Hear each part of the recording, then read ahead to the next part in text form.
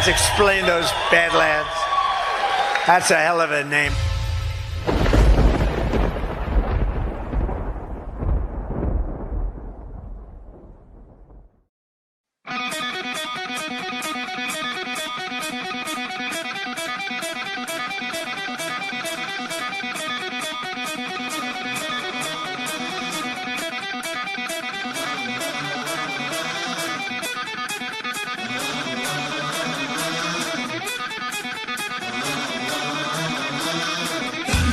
All right, good morning, Badlandia. Welcome to Badlands Daily. It really feels like the cat with the laser pointer. It's like you've led the cat up to the top of the building, and now you're leading it over the edge. President Trump is rebalancing trade around the world and making things more fair for the American people. I think that anytime the deep state can like over-capitalize in whatever situation they have, they're going to. But the rest of it is a very well-organized and well-funded color revolution operation of the type they run all over the world again and again and again to destabilize entire society.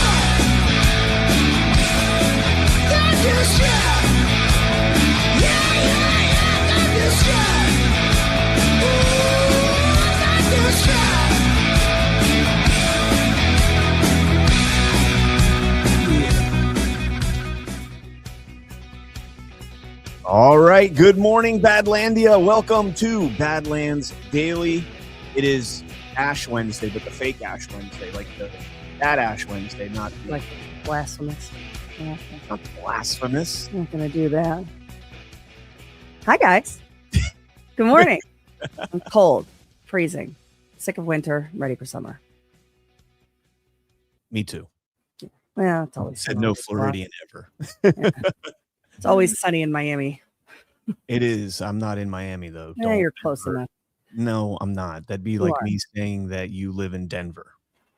Which people do. Yeah.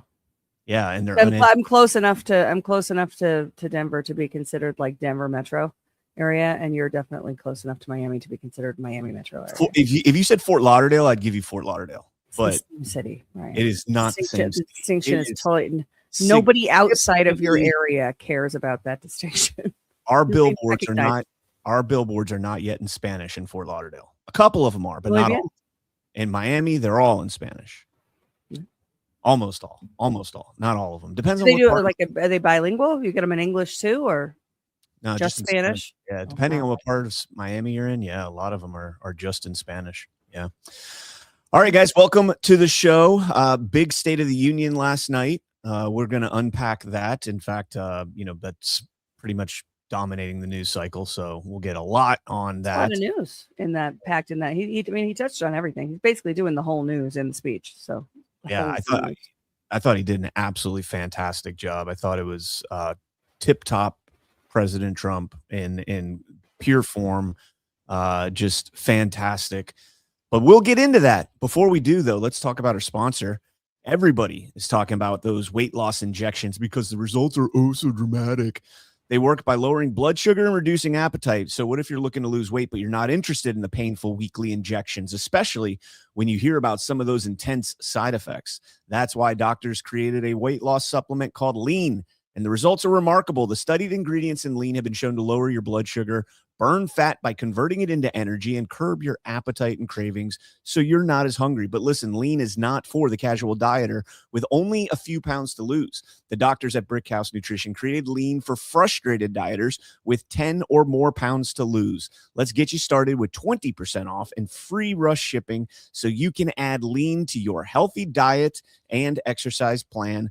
Visit takelean.com and enter promo code Badlands for your discount. Again, that's promo code Badlands at takelean.com. All right. That really works. And those injections, they can make you go blind. They can do It's a one lot of of the crazy. one of the side effects of taking those weight loss injections is that you can go blind. Go Like, blind. I'm muscle- finally skinny, but I can't see how skinny I am. But skinny's a feeling, though. Allegedly. It's also the way that you look in the mirror when you're a girl. And let's just be honest about that. But it works. Takelean.com. It's good. It's good stuff. Works. Highly recommend. 2 thumbs up. All right, Ash, you want to talk about Badlands Shop? I sure do. Have you checked out Badlands Shop lately? You might be surprised by what you've been missing. Find new essentials for every day, perfect for the whole family, from clean lotions to natural remedies and so much more. There's something for everyone. It's more than just shopping. You're strengthening the Badlands community. Every purchase that you make directly fuels Badlands Media and its values. You are empowering family businesses and fellow Badlanders and helping creators that share your core values. You're helping us thrive. Thank you for supporting the businesses that support Badlands Media. And thank you for, and it says it again, thank you for supporting the businesses that support. It's doubly important. It's twice as important. So we're going to say it twice. Thank you for supporting businesses that support Badlands Media. Head over now to badlandsmedia.tv/shop or click shop on the main menu at badlandsmedia.tv. Find your favorite new favorite brands, badlandsmedia.tv/shop, and shop in America first. One of the things that I love the most about our sponsors is we have America First sponsors, America Small Businesses, and Badlands Shop is where you can find kind of the whole conglomerate of American businesses. Good stuff. Absolutely. All right. Oh, I removed the wrong screen there. I had my screen in ready to go, and then I removed it, and I got it back. All right, guys, if you have not done so yet, smash that thumbs up, and let's get into some of the non-State of the Union news before we get into the State of the Union. The Democrats' absurd parallel programming. I don't know what you call it. I thought that was like a bad thing to have parallel programming. Didn't they tell us that like during the Super Bowl? Like, this is so stupid. You're having a parallel halftime show, and then they run out and have a parallel State of the Union. Yeah, but their parallel State of the Union was delightfully retarded. Unbelievably retarded. We're going to get into that for sure. But first, all right, let's jump into some regular news, normie news, whatever you want to call it. Smash that thumbs up if you have not done so already. Let's jump into this story here from Just the News. The Fannie Files. Georgia prosecutor plotted Trump case closely with Biden DOJ, J6 Democrats, according to new memos. I feel like this is a rerun, like a lot of stuff we already kind of knew, but perhaps there's a reason that John Solomon is bringing this up right now. There is a case, a lawsuit by Trump and many of the co-defendants to reclaim their legal fees under a new Georgia law that was passed, within the last, I think it was passed in 2023, I believe, that allows them to reclaim their attorney's fees and an extent of the damages or expenses if the prosecutor is dismissed from the case. So Fannie Willis was, of course, dismissed from the case. It was ultimately dropped by Peter Skandalakis, which is a fitting name. Such a great name. Skandalakis. Yeah. Fannie, what's that? So you call him Skandaluski. Skandaluski. That's like, I feel like that's something they'll be talking about. Scandalman would be a good one. That's Skandalakis there in Fulton County to go after a former president and current front runner and future president. Yeah, Fannie Willis coordinated. Well, sorry, just to set this up before you go into the details of this, didn't Fannie Willis say under oath that there was no coordination? Yep. Yeah. That's kind of the big takeaway, and I got to go back and find exactly where it was. I know we live streamed those hearings. Such a great those hearings were. That was such a good. That was great. That was good stuff. Did you watch her Senate hearing a few weeks ago? She's wearing white, right? Senate. Yeah, she was wearing white. Yep. Holy crap! Yeah, her attorney. Her attorney was pretty unhinged too. Yeah.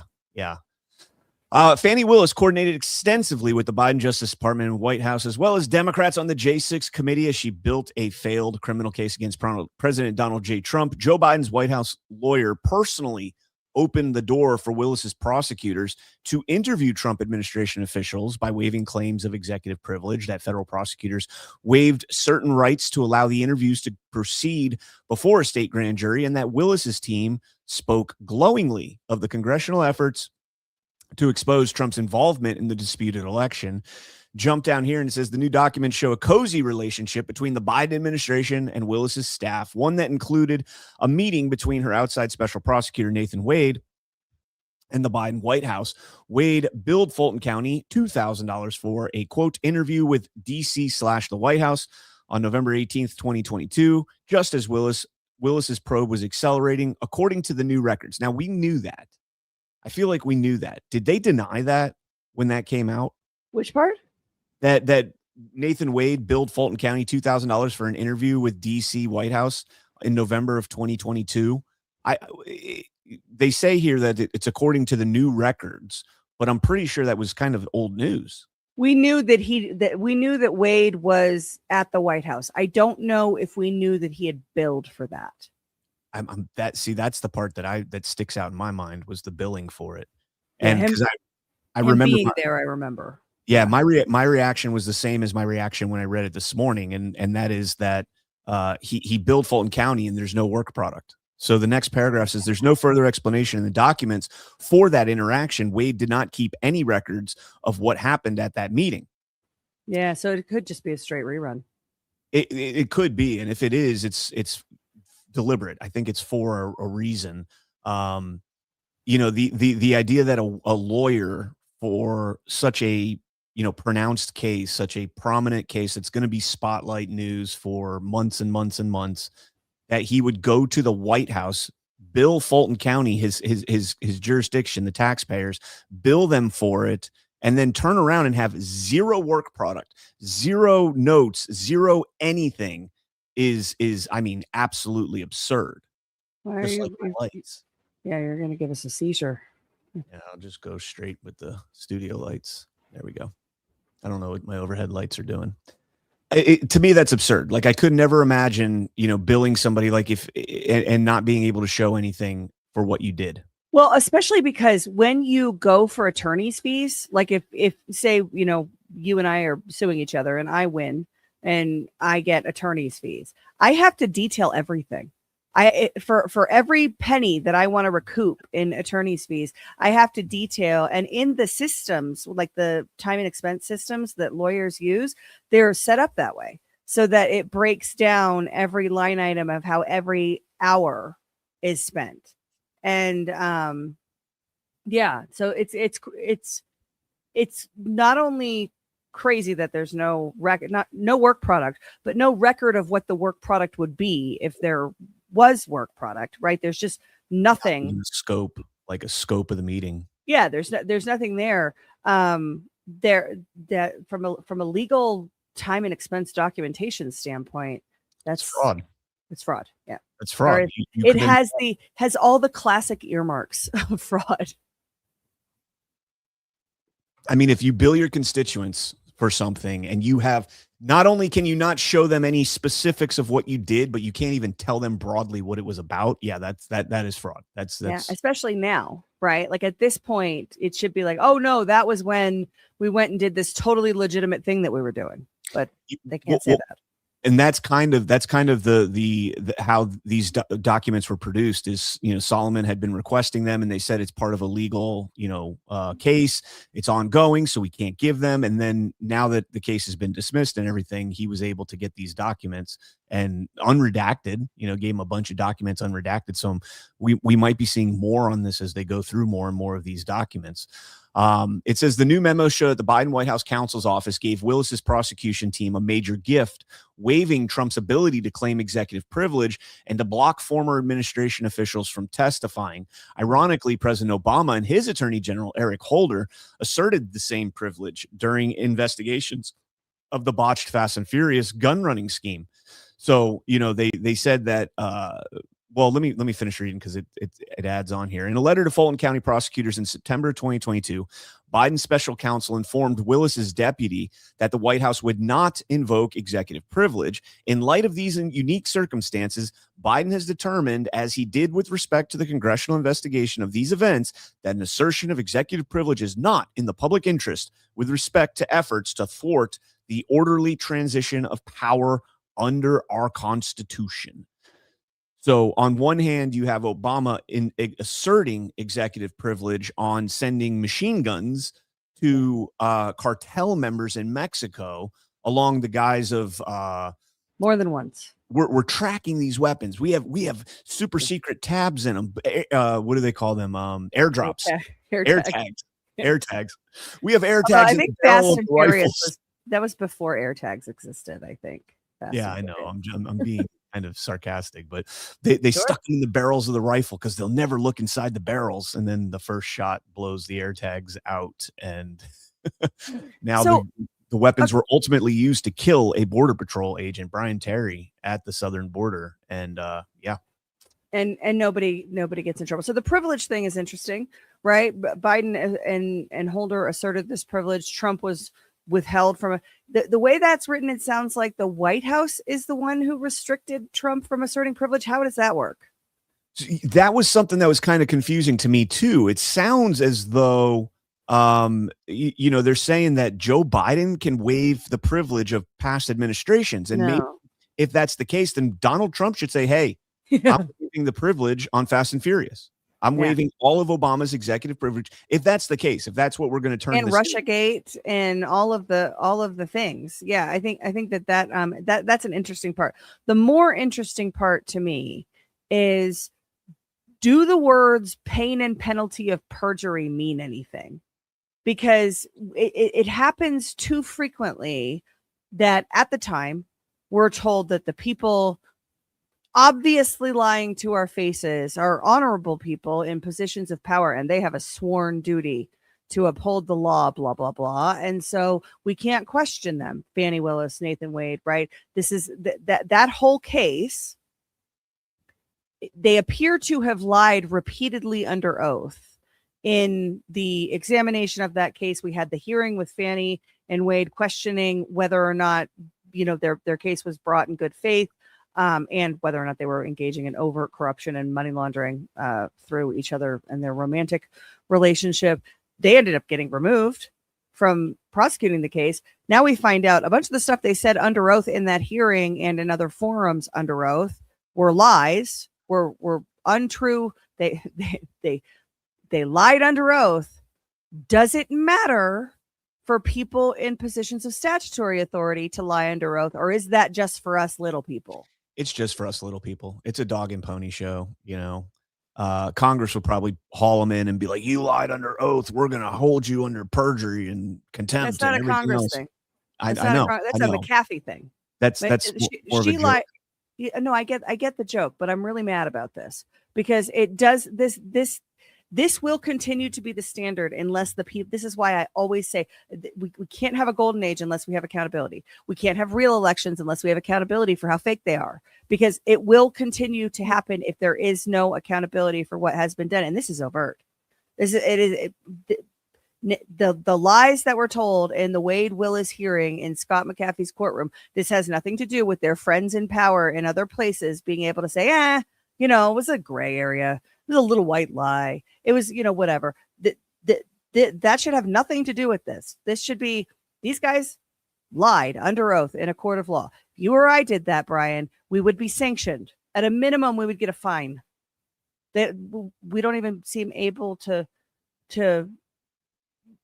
say the things out loud when it comes to Wade and Willis. What is that? And the political implications of what they did, all based on lies that there was no collusion, no coordination with the White House and with Congress. Patricia O2, excellent point. Tina Peters is in prison for 9 years for telling one lie to 3 officials. That's an excellent. Fani Willis and Nathan Wade, allegedly, based on the information that's coming out and things that we've known for a while, put it all together, lied to all of the American people, but under oath to a judge and to myriad officials that questioned her about it, the whole Senate committee, right? All of these people. Where's the equal justice under the law? That is a fantastic point. Yeah, so we'll see what happens. Again, I think that there's a lot of signal that comes from especially Solomon's reporting, but just the news in general. I think it's a lot of signal for things that are either underway and we just haven't fully revealed it yet, or things that are coming up. So I do know there are some, updates in the Fulton thing. I know Che Alexander, the Fulton County Board clerk of the Superior Court, has now requested to become a party, to join as a party in the lawsuits to not the lawsuits, but the petitions to claw back the documents. I've got a lot of reading to do this afternoon because, I've been pretty busy with other things. So I'll be reading through. I was told, Ash, I think I sent it to you, but I was told that we have to read Ryan Macias's report in the petition. And also we need to read the response. We can talk afterwards about it, but it's supposedly pretty good. So that will be my afternoon, and I'll have more to report on that with you guys later. Nice. Let's jump into this story here. I want to jump over to the New York City Mayor's Office's YouTube page and show you guys the fight for universal childcare. Muy bueno. You hear President Trump about him last night? Yeah, that was so awesome. I think I have that clip. But the communist mayor of New York. I think he's a nice guy. Let's play this clip right here and see what they're talking about here. Para que los padres registren a sus hijos para el año escolar 2026-2027. Así que para dar un último esfuerzo, decidí atraer una amistad. Spanish? The subtitles are in English. De febrero, que es la fecha The subtitles are in English? Oh, I guess on the bottom. Yeah, on the bottom. Cualquier padre de la familia de la ciudad de Nueva York, sin importar su ocupación, 718-93 diablo. So the whole thing's in Spanish. Gotta love it. We have the power to do. Are we not going to read what it is?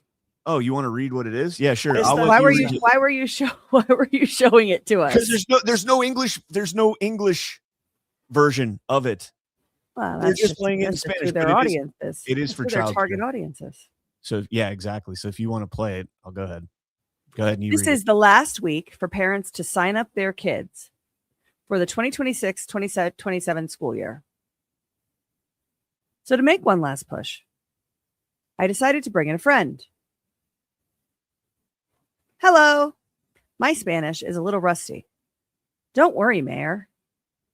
If your child is turning 3 or 4 in 2026, you can enroll them in free 3K or pre-K in New York City. But you must apply by February 27th, which is the deadline. Any New York City parent, regardless of your occupation, income, or immigration status, is eligible to sign up their child. For too long, New York City families have been crushed by the cost of childcare, paying as much as $26,000 per child every single year. That is not sustainable, and it's not fair, and it's not inevitable. We've made the application process easy. I tried to make it more fluid, and I blew it out of the water. That's all right. We can post it. I think that's probably good. They're giving free childcare to everybody. Free childcare. I'm surprised it's not. That was in Spanish and not Somali. But demographics around the nation are varied. Yeah, they probably don't have quite as large of a Somali population in New York City, and also it'd be very difficult to find somebody that actually speaks Somalian in government, and AOC would not be able to come out and do that. I'm sure that she can just call up her friend Ilhan, who can send a pal over to translate. Yeah, but I'm sure there's people in New York City that speak Somali. Yeah, but the whole point is to bring on the star-studded AOC. Yeah, she really sold that, didn't she? I think we need to send Nick Shirley to New York City. Nick Shirley he was at the State of the Union last night. Yeah, I was actually really surprised that they didn't mention him at all. I thought for sure that he was going to get some sort of a mention, but again, we'll get into that. Let's jump over to, unfortunately, Brett Baer at Fox News talking about Utah. Utah, y'all screwed up, man. Democrat, not you guys specifically, your government allowing redistricting up there, giving away potentially a Democrat seat in the fake 2026 midterm election. Court says new Utah voting districts could improve the chances for Democrats can actually be used in this year's election. The Utah judge imposing the new districts last November after striking down the congressional map the Republican-led legislature had adopted after the 2020 census. Republicans currently hold all 4 of Utah's U.S. House seats. The new map keeps heavily Democratic Salt Lake City County within one district instead of spreading it out among all 4. So no gerrymandering in Utah, but they can gerrymander. Democrats can gerrymander everywhere else, like Illinois, where you've got like a little string connecting the east and the west part of the state so you can make a district there. That kind of stuff, that never happens. It's all Republicans that are doing the gerrymandering, like California, where representation is, underrepresented by double digits, the number of representatives versus the number of conservatives in the state. But Utah, you guys just totally bow down. Your politicians, you have every branch of government in that state. And apparently it's a largely religious-led government. Is this the buildup here, Ash? We see like California is, 5 new potentially Democrat House seats. They redrew the districts in there was a couple other states. Was it Kansas? No. There was a few states that they've redrawn the districts. I'm looking just to see have we gotten an answer in the Voting Rights Act Section 2 case. I don't know. I don't think we have. This is as closely as you do. It's But pending. either way, It's still pending. Yeah, so we're gonna get a SCOTUS decision here in the next few months about redistricting and the way that they're doing this. That was the case. You'll remember the oral arguments talking about whether it has to be kind of compact and uniform, or if they can draw a little string and connect 2 disparate parts of the state. So that matter is pending before SCOTUS, and we don't have an answer yet. Yeah. So the whole point of bringing this up is, if we are able to get the SAVE Act, and again, we'll get into the State of the Union and what President Trump said about this, but if we are able to get the SAVE Act, we are able to get an executive order to clean up, elections.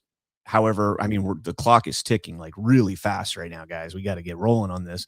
But, kind of everything is lining up in a row. The ducks are lining up in a row right now for the Democrats to gain quite a few seats. I think, between the 5 in California, the 1 in Utah, some other states, and then just have that rug pulled out from under them when the SAVE Act gets passed and they can't commit the fraud through universal mail-in balloting on the federal elections. They're not able to, allow the non-citizen voters to have ballots injected after the count and all the other things that we've talked about on Why We Vote for the last 4 years, 3 years. I don't know. It seems like it's kind of like the Rocky fight. You're getting your ass pummeled the whole time, and then at the very end, you just come out and you're like, "Yeah, we won this." So we'll see. We'll see. Let's get into this story here from the New York Post. We had the Gavin Newsom clip the other day that everybody's now saying, "Oh, that's not racist. It was a white crowd." Oh, okay. Well, then they're insulting the plebs, right? The servants in the audience. From the New York Post, Hunter College professor Allison Friedman sparks fury as she's caught on a hot mic making, quote, blatantly racist comment. Allison Friedman, an associate professor at Hunter College, sparked controversy when she inadvertently interrupted a black 8th grade student's concerns about the potential shutdown of her school during a community education council meeting on February 10th. Quote, "They're too dumb to know they're in a bad school," Friedman reportedly said while her mic was live. If, according to the New York Times, by the way, if you train a black person well enough, they'll know to use the back. You don't have to tell them anymore. She seemed to be referring to a comment made by Reginald Higgins, the school district's interim acting superintendent, who spoke about Carter G. Woodson, the father of Black history. And here is the comments that were you made. Train a black person well enough. Yeah. Holy shit. But Ash, I'm just like them. I'm just like them. I never them. learned to read either. I can't read a speech, and I got a 960 on my SATs. Not to take away from you that got a 940, but totally joking, guys. So great. It was. I mean, come on, Gavin. And he's like, fake outrage. You guys don't care about how racist Trump is. It's like, well, I don't think Trump has ever been that racist. I don't think Trump has ever been as racist as Gavin Newsom just was. Well, that's the key to that, Ash. And let me pull this down for just 1 second while I make this point, because everybody's out there saying, oh, it was a predominantly white crowd. No, it wasn't. It was not. How does that matter? Right. Well, first and foremost, yes. And the guy on the stage with him was not, by the way. So. And he's looking directly at him, and he says, "I'm the same as you." Just like you. Right. But here's like the thing. You illiterate dumbass.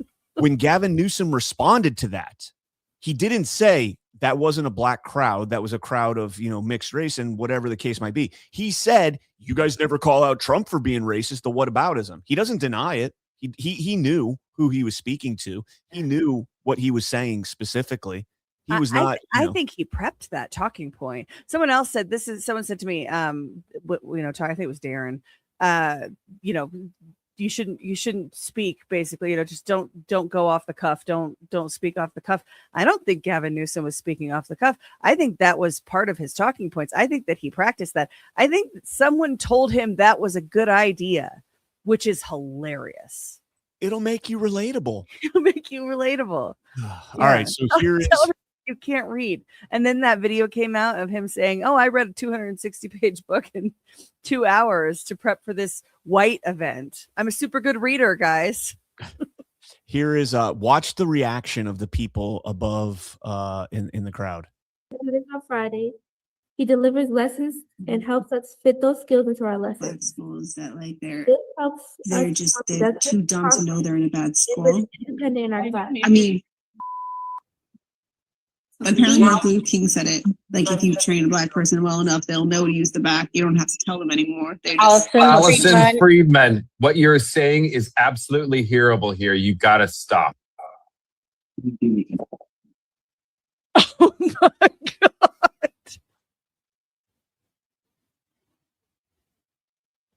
Does she come back? Yeah. Well, they come back, I think.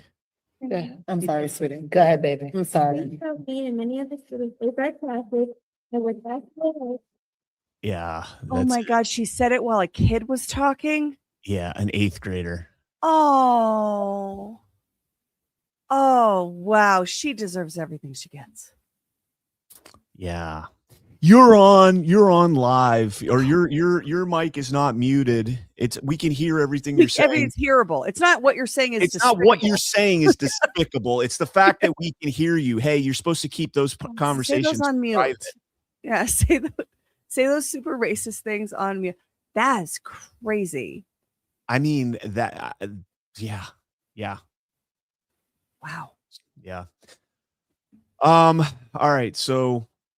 Tattooed teacher says fireable. I would imagine so. Oh, 100%. 100%. Not only fireable, shameful, and should be shamed for. And that poor kid. Like that kid heard that, right? Yeah. While giving a presentation to whatever board this was. Holy crap. Look at the reaction, dude. Look at the reaction. Yeah, you can see on their faces. They're too dumb to know they're in a bad school. I mean, the one in the top left. Yeah, the top left. Yeah. She's like, you're the on guy down here. Look at Noah. Oh, he's like, it's like the Chris Pratt meme. Oh my gosh. Apparently Martin Luther King said it. Like, if you train a black person well enough, they'll know to use the back. You don't have to tell them anymore. If you train a black person well enough, they'll know to use the back. Black people rent apes. Oh my gosh. Did you see that? I did. I mean, that was hand placement, Al. Come on. Al Green brings about. Let's go to the State of the Union address just so that I can walk out in the first 3 minutes holding a sign that says black people rent apes. Well, it says aren't apes, but the last one Trump did. Yeah, he got kicked out of the last one. Out of something. Yeah, he got kicked out of the last one. Oh, yeah, it was that was not a State of the Union. That was a joint session of Congress, and they went to great lengths to tell us that it was not a State of the Union in 2025 because there hadn't been enough time yet. Yes. All right, let's get into the State of the Union here because there is a lot to unpack, both what Trump said, the reactions to it, and of course, the absolute retardation of the Democrats beforehand. But before we do that, let's hit another sponsor real quick. They can freeze your accounts, guys. They can shut off your cards. They can lock you out of your own money overnight. Banks don't protect you. They control you. And that's why real financial freedom starts with ownership. Introducing Rumble Wallet, a non-custodial wallet built for people who refuse to give up control. With Rumble Wallet, you don't just buy digital currency like Bitcoin and Tether. You can own Tether Gold, real gold on the blockchain. Through Tether Gold, you get direct ownership of physical gold bars, each one fully allocated, verifiable by serial number, purity, and weight. It's not paper gold. It's not an IOU. It is real gold. Without bank vaults, storage fees, or gatekeepers, you can buy, sell, or move it 24 hours a day, 7 days a week, even when traditional gold markets are closed. And if you want, Tether Gold can be redeemed for physical gold. Now that's power. And when you support creators on Rumble, you can tip them using directly the Rumble wallet, peer-to-peer and outside the banking system. No permissions, no middlemen, no cancel button. This wallet is yours forever. Forever.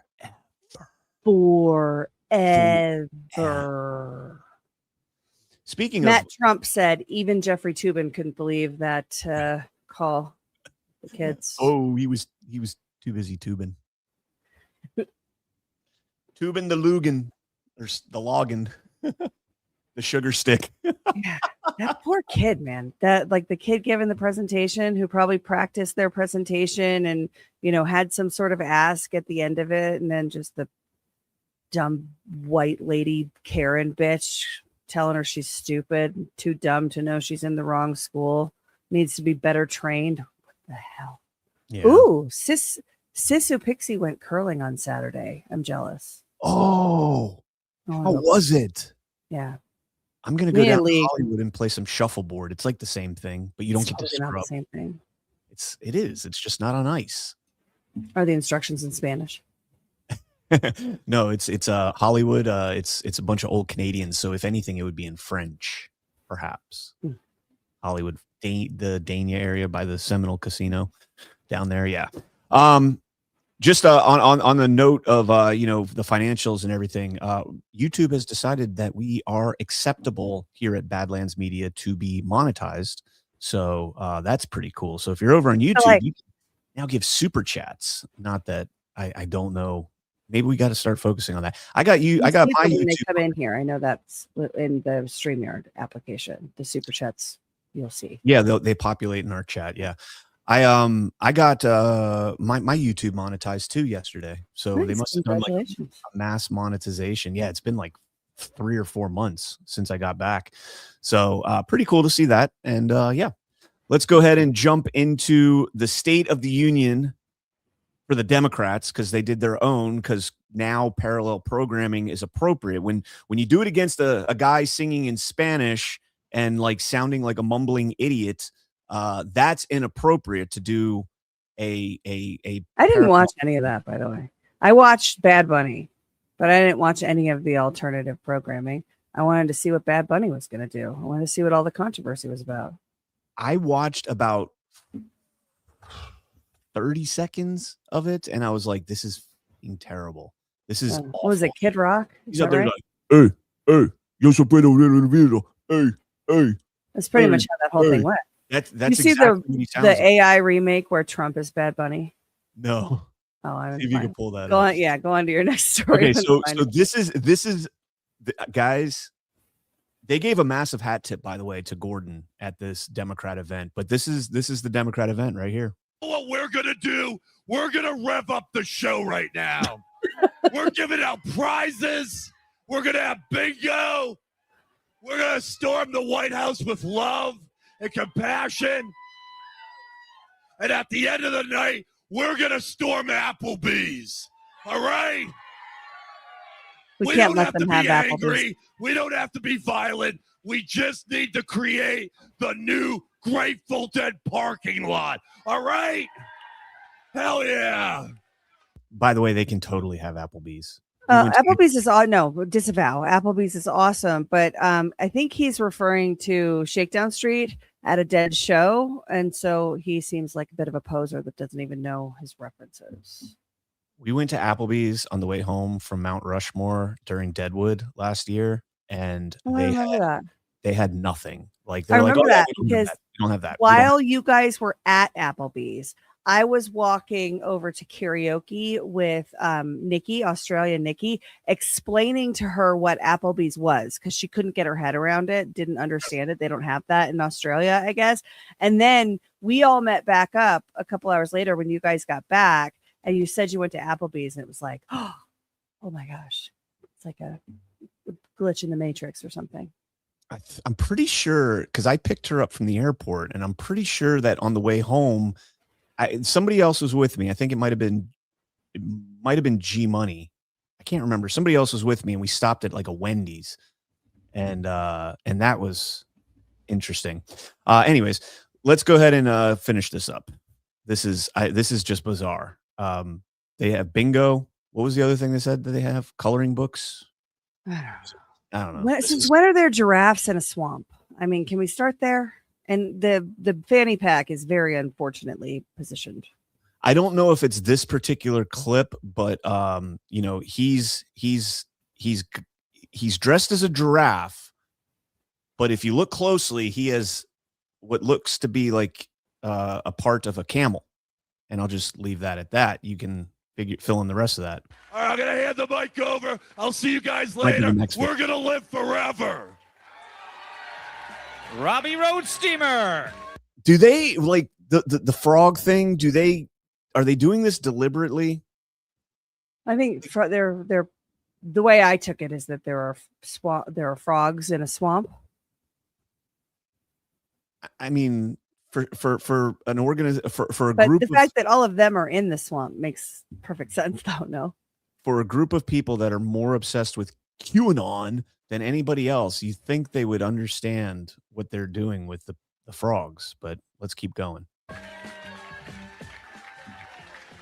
Please welcome to the stage Senator from Oregon, Ron Wyden and the Portland Frogs.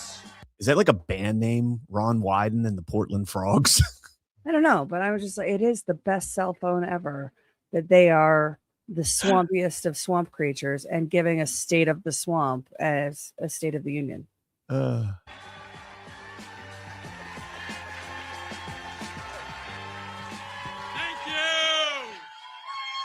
you. Worst band ever. Thank you. Thank you. What is happening? Good evening, friends, and especially our four-legged heroes from my hometown, the pride of Portland, Oregon.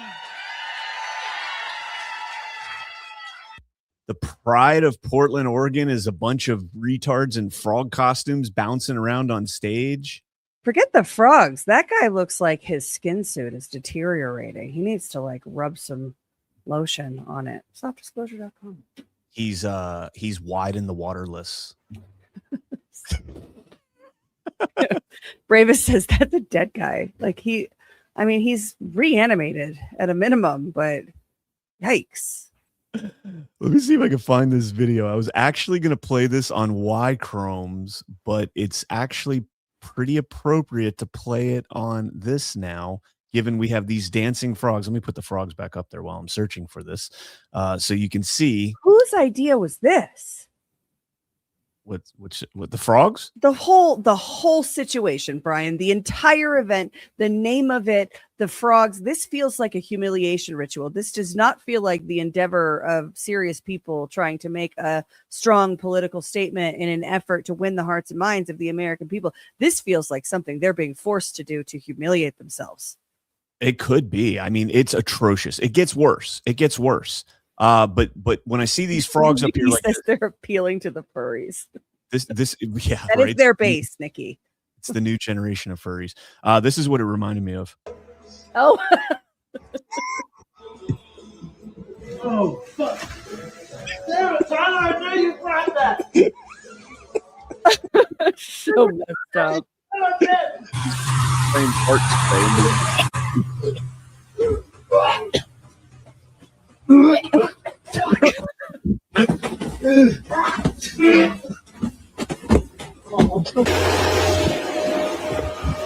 What the fuck? Now what'd you put in here? What the fuck did you put in here? So wrong. Someone's gonna die, and it's not gonna be funny anymore.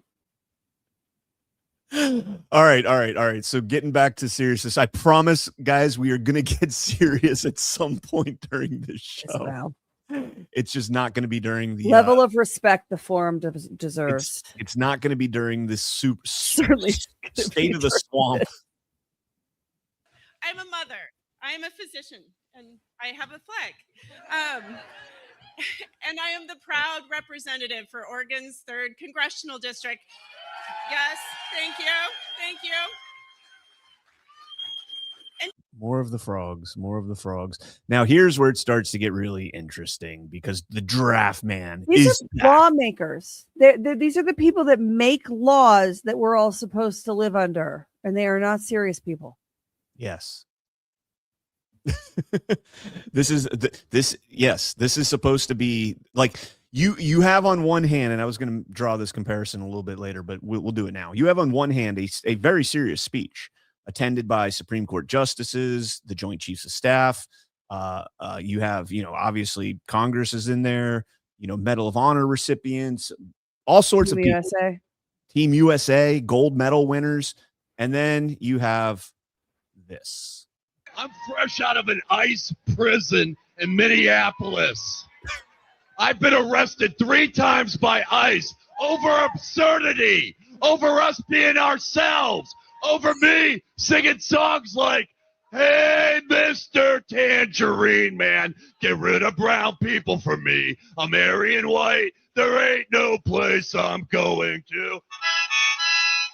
And then all of a sudden, he's not ready for primetime player ICE agents with 2 weeks of training come after me. I got arrested in Portland. Do you see the camel? I got arrested in Minneapolis in the last 3 weeks twice, but they can't erase a movement, all right? What I went through is 1/1000th of a lot of marginalized people and what they have to go through in those ICE detention centers. And I want to tell you something right now. There's an announcement. Pumpkin Spice Satan is making his way to the State of the Union. So you know what we're going to do? We're going to rev up the show right now. We're giving out prizes. We're going to have bingo. We're going to storm the White House with love. All right, that's the continuation of the last part. I don't know. We should definitely give them power back to make more laws to, subject us to. Yeah. That seems like the group that we should have ruling us. It gets worse.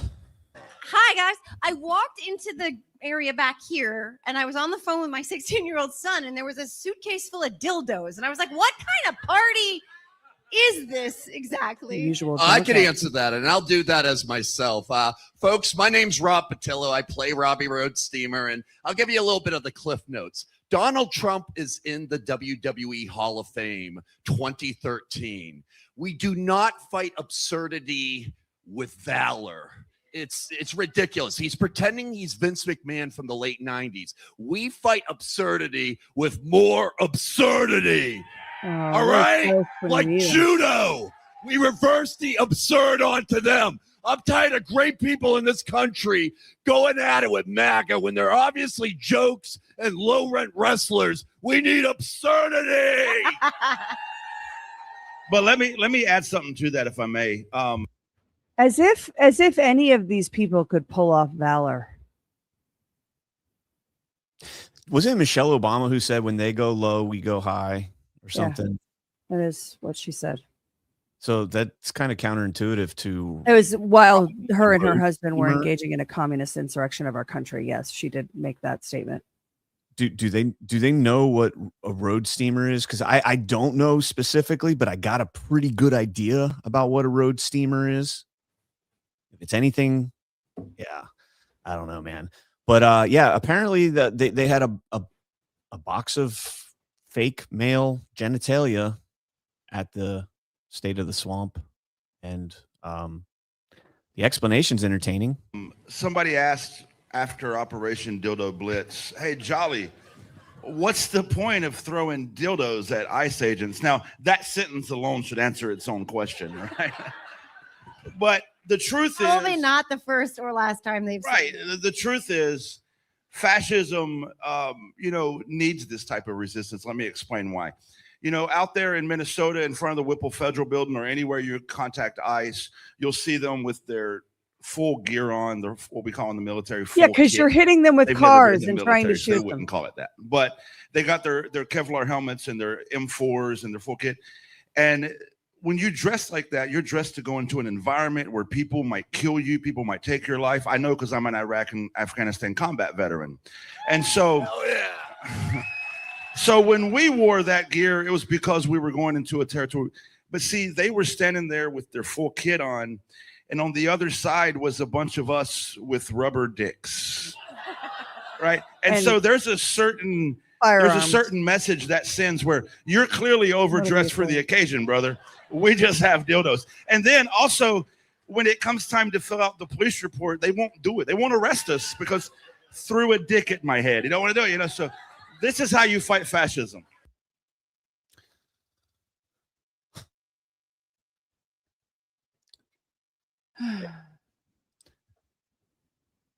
I honestly, I don't know. Like, I want to play this for my leftist friends and be like, you guys are cool with this? Like, this is supposed to be the serious people in the room. You guys have ridiculed President Trump and everything else for God knows what for the last 10 years. And this is your parallel programming, is talking about throwing dicks at ICE. Yeah, that's basically, but it's not. So that in and of itself is a bit of a dodge, right? Because they aren't just standing there peacefully throwing dildos. And, we're not opposed to it. At Gart Deadwood, people threw dildos at the DPH guys, right? All in good fun. It's all in good fun. It's all fun and games until someone gets a dildo in the eye. But the reality is that these people aren't just standing there peacefully with, dildos. One of them tried to run over a guy with his car. Another one decided that he was going to be a hero and wrestle with police while they were in the middle, ICE agents, while they were in the middle of doing their work. And he ended up dead.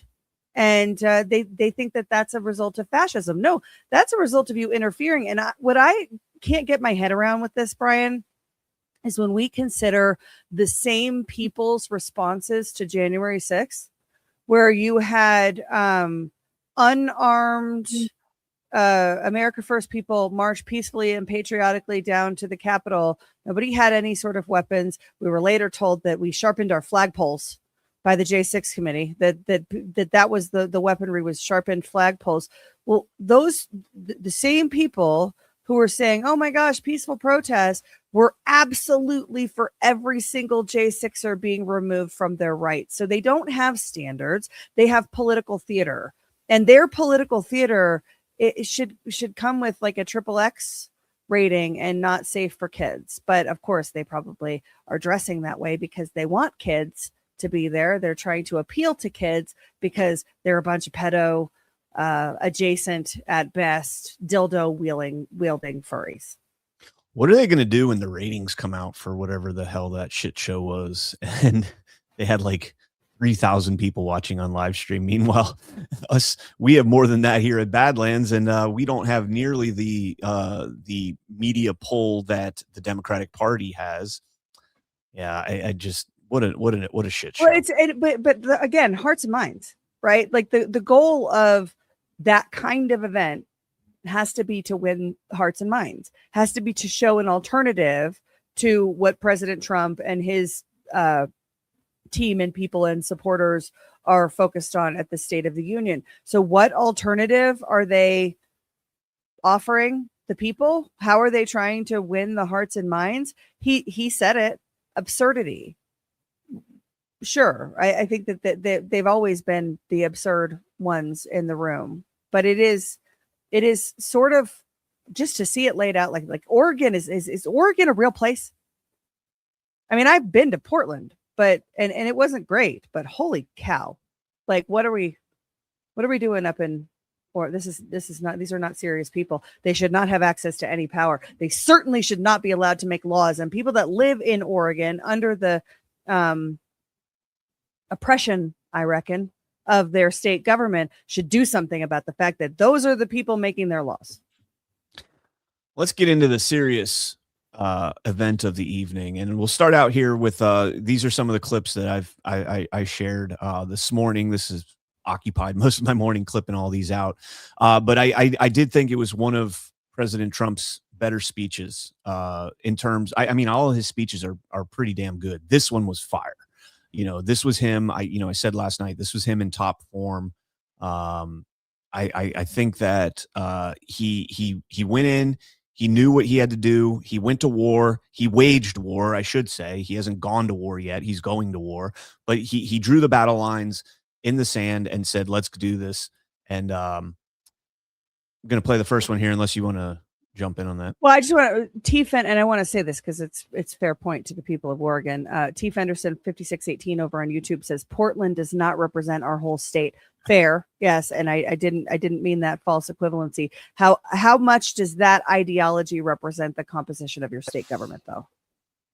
Would be my question. Yeah. So let me make sure that I've got this queued up at the right point. Okay, so hashtag not all Oregonians. This first one here, I think the Luigi Mangione crowd out there should be obsessed with this segment right here. I'm also confronting one of the biggest ripoffs of our times, the crushing cost of health care caused by you. Since the passage of the Unaffordable Care Act, sometimes referred to as Obamacare, big insurance companies have gotten rich. It was meant for the insurance companies, not for the people. With our government giving them hundreds and hundreds of billions of dollars a year as their stock prices soared 1,000, 1,200, 1,400, and even 1,700%. Keck. Like nothing else. That's why I introduced the great healthcare plan. I want to stop all payments to big insurance companies and instead give that money directly to the people so they can buy their own health care, which will be better health care at a much lower cost. Okay, so when Trump did his most favored nation speech a month ago or so, he said during that next up was the healthcare industry, the health insurance industry, I should say, and obviously that's something that I'm all for. It's got to be cleaned up, but again, I just don't know.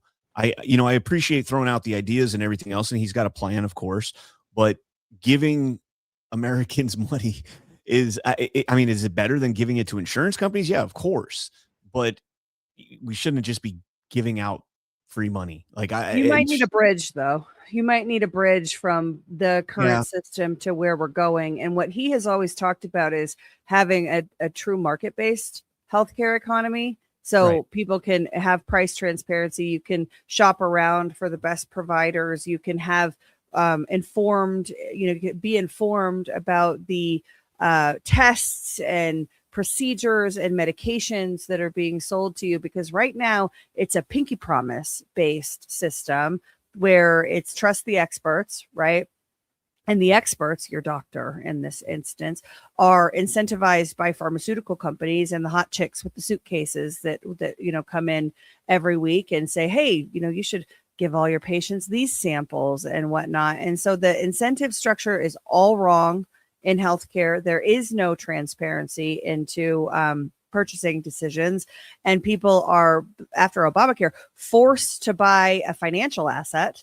Well, insurance is not healthcare. This is the one thing that people always need to remember. Health insurance is not healthcare. Health insurance is a financial asset, and being forced to buy a financial asset to be able to protect your health is an incredibly inverted, and I would argue retarded, way to do this thing. President Trump has always said that. He's called that out since he first ran in 2016. And it looks like we're getting to the point where maybe we're going to fix that. I'm with you. I don't like subsidies. I don't like we should just, instead of giving the subsidies to the insurance companies, let's give them to the people. How about we don't do subsidies? But given we're going from point A to point B, you may need some sort of transition through there and a change plan to get you from point A to point B. So I look forward to seeing the details of what he's proposing. Yeah, me too. And also to see how the negotiations with the health insurance companies actually go, because if it's anything like the ones with the pharmaceutical companies, it's going to be glorious. And so that segues here into the clip here where President Trump is talking about the most favored nation, and he takes an overt shot at Congress and his successors in the White House at the end of this. I'm also ending the wildly inflated cost of prescription drugs like has never happened before.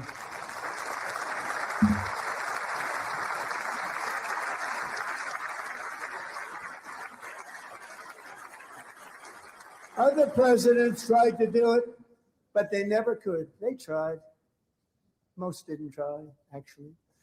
But they tried. They said they tried. They couldn't do it. They didn't even come close. They were all talk and no action, but I got it done. Under my just enacted most favored nation agreements, Americans who have for decades paid by far the highest prices of any nation anywhere in the world for prescription drugs will now pay the lowest price anywhere in the world for drugs. Anywhere, the lowest price. As it should be. We fund the R&D for the world. So how are the Democrats not standing for this? This most and look, I understand they did stand at a couple points throughout the speech, especially the people that were honored and celebrated. Some of them, right? But how do you not stand for this? This has been the foundation of the Democrats' principles for running for office. This has been the foundation of their campaigns for the last 20 years. Right, is lowering healthcare costs, prescription medications for seniors, and all of that stuff.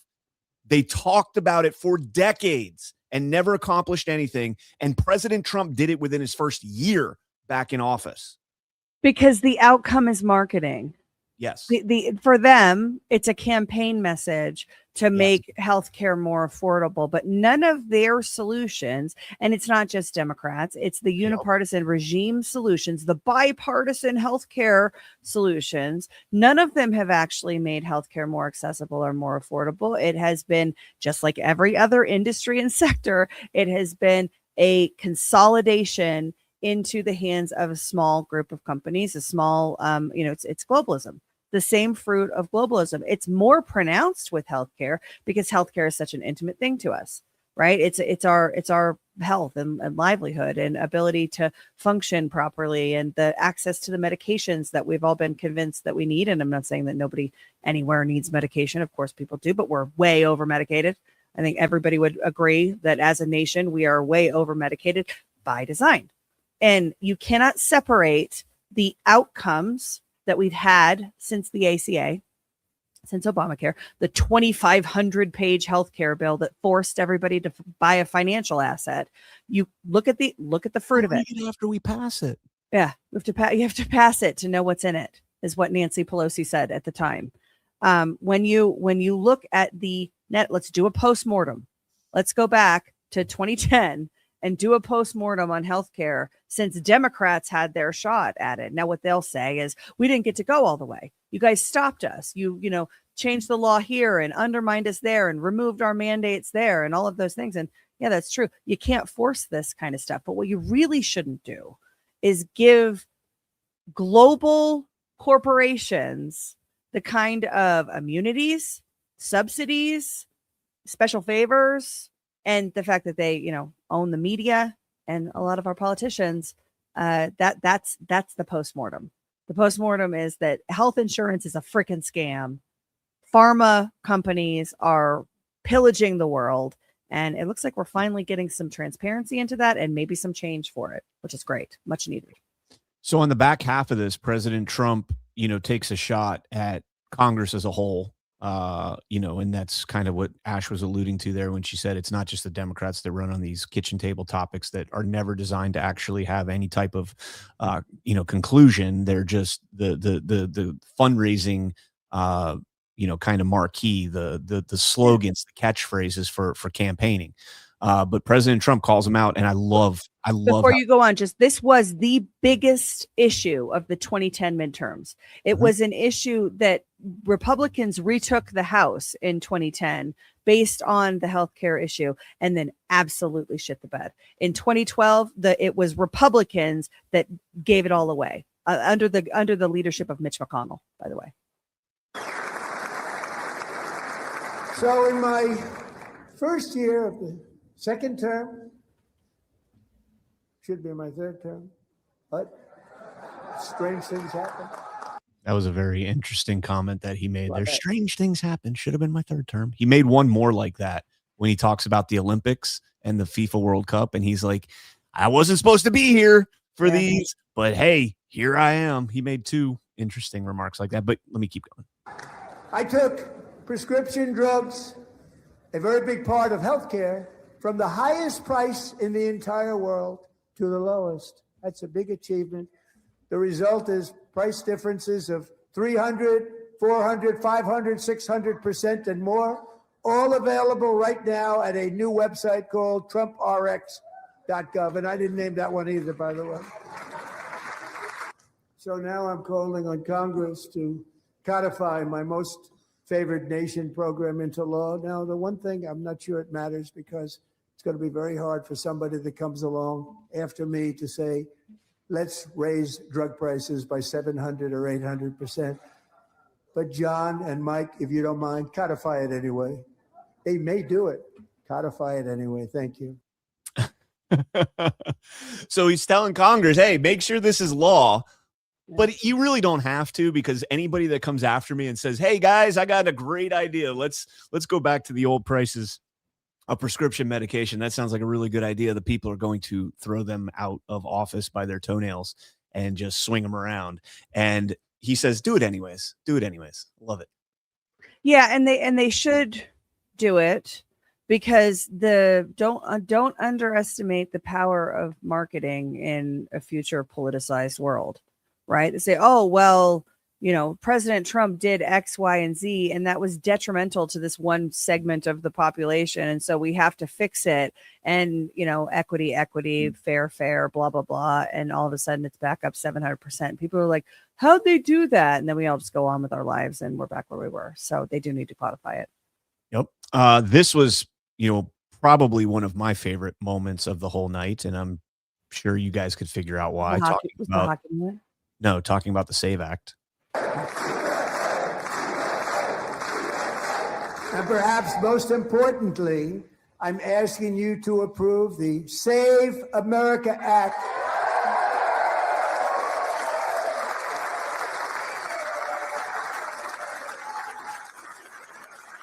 To stop illegal aliens and others who are unpermitted persons from voting in our sacred American elections. That cheating is rampant in our elections. It's rampant. It's very simple. All voters must show voter ID.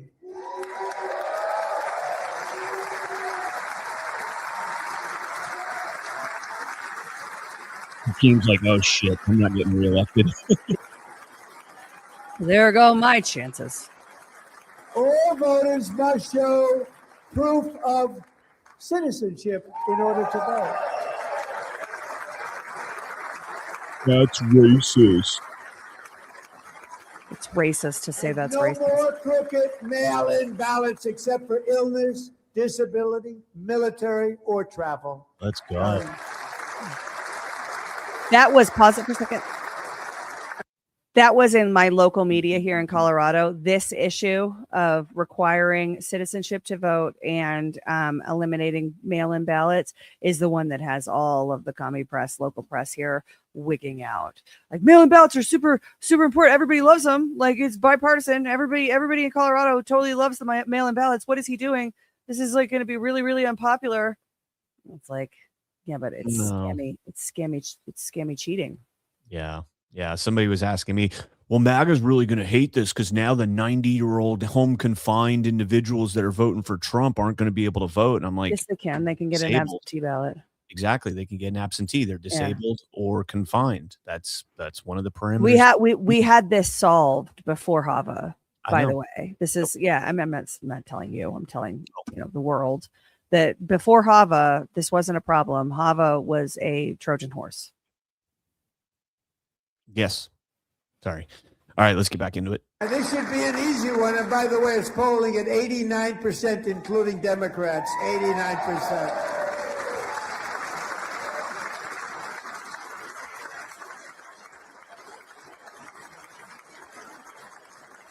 She And looks even unhappy. the new communist mayor of New York City. She's the one that said, let me back up a second here, but she's the one that said before the State of the Union, I would rather stab myself in the eyes with forks. Then what? There she is. Look, then attend the State of the Union. And here she is attending the State of the Union. Someone get her a fork. Absolutely. Absolutely. Yeah. Percent, including Democrats, 89%.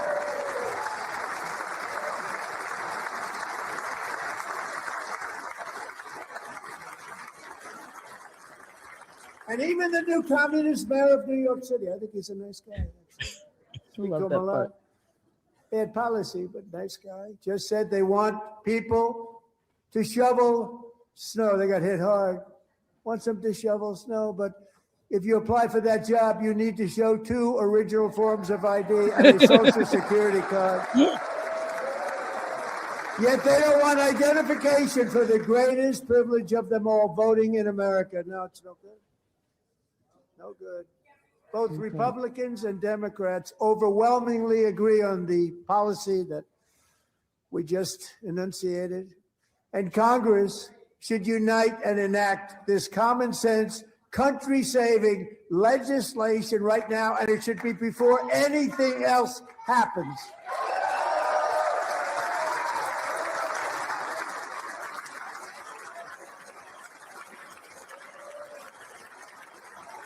Love it. Should be before anything else happens. Get your asses to work now. All the Republicans are out there cheering. Democrats, of course, are not. Vindeman down there with his triple neck looking very discombobulated. Discombobulated. We got a super chat. Yeah. Okay. RPJ Swish. Congratulations on getting monetization. $5 challenge uninitiated. Very exciting. Thank you so much. Initiated, but thank you very much for that. Appreciate it. Yeah, we can see. That's the one cool thing about YouTube is we can pull up the super chats. We can't do that with Rumble Rants yet.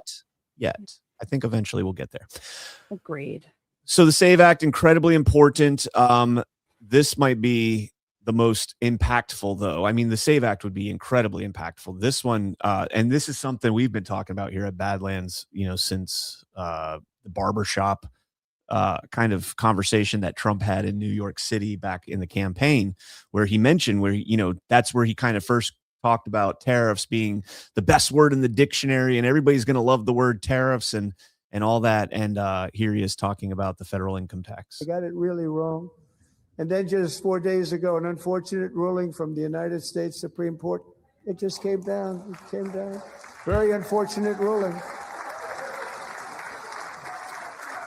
But the good news is that almost all countries and corporations want to keep the deal that they already made, right, Scott?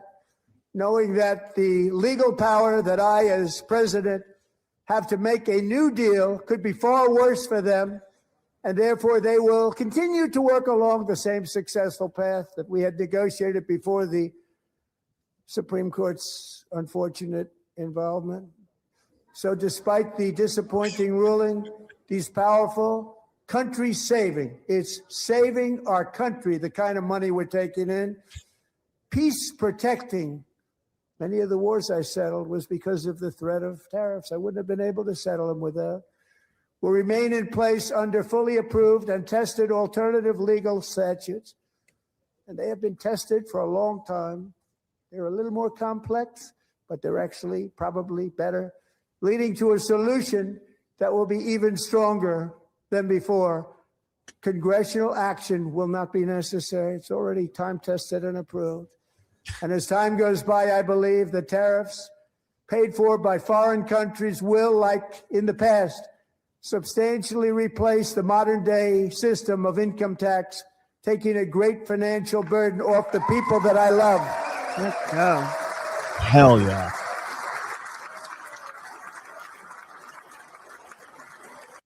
That was awesome. Did we only have four justices show up? Yeah. Where was Gorsuch? Oh, well, never mind. Where was Thomas, Alito, And Gorsuch. And Gorsuch? Yeah, that's Kavanaugh there. You don't have Sotomayor and you don't have Jackson either.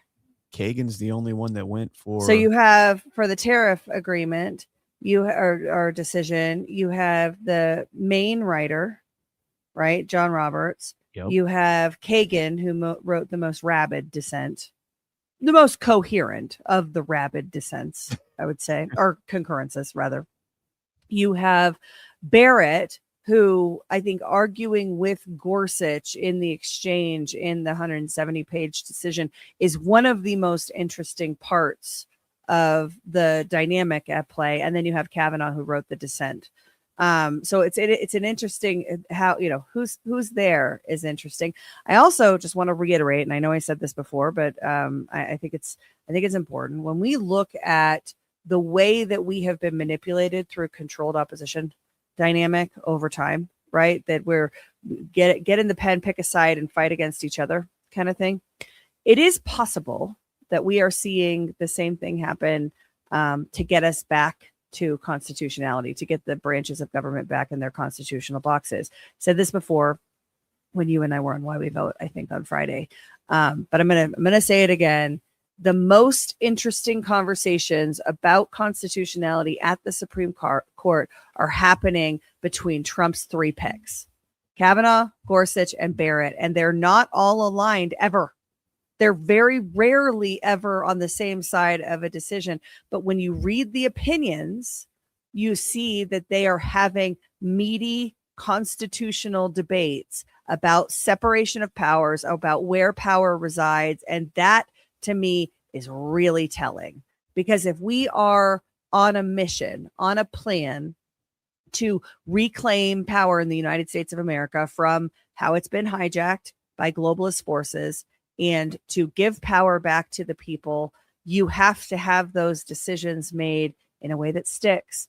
And one of the things that we have in this country that actually does stick is Supreme Court precedent.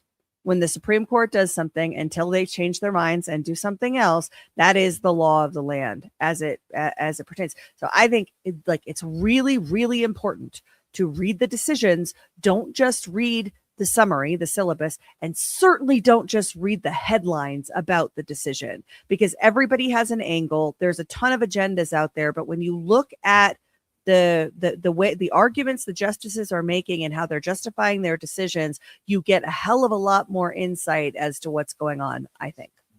It's the interpretation of the law of the land, not the law of the land. It stands as the law of the land. Chevron was the law of the land until they decided to do something different. Right. The application and the interpretation of the law of the land. And I don't know what the heck is going on with my lights. They don't actually. Your lights are telling you that you're wrong. No, my lights are telling me that I'm right. I don't think that's how that works. but yeah, no, you're exactly right with everything else you said, except that. It is very important to read all of those. I'm about halfway through. I've read all of Gorsuch. I've read Gorsuch is great. Barrett's good too. Barrett's good too, because her and Gorsuch are having this debate about major questions doctrine, and right. I really enjoyed it. All right, let's jump into the next segment here. This is President Trump talking about homeownership. Another pillar of the American dream that has been under attack is homeownership. With us tonight is Rachel Wiggins, a mom of two from Houston. She placed bids on 20 homes and lost all of those bids to gigantic. What's that? Is he the one that said Guam? If we take everybody to one side of Guam and jump, the island will flip over. Yeah, I think that's that guy, right? Something Johnson. So. Hank Johnson, or is it? I thought it was investment firms that bypassed inspection, paid all cash, and turned those houses into rentals, stealing away her American dream. She was devastated. Stories like this are why last month I signed executive order to ban large Wall Street investment firms from buying up in the thousands single-family homes. All right, so that's going to be a big one. No more BlackRock, no more State Street, no more Vanguard buying up communities. That's going to drive down home prices. And that sucks for somebody like me. My the equity in my home is through the roof right now. I would love to see it stay where it's at, but it's also incredibly unfair.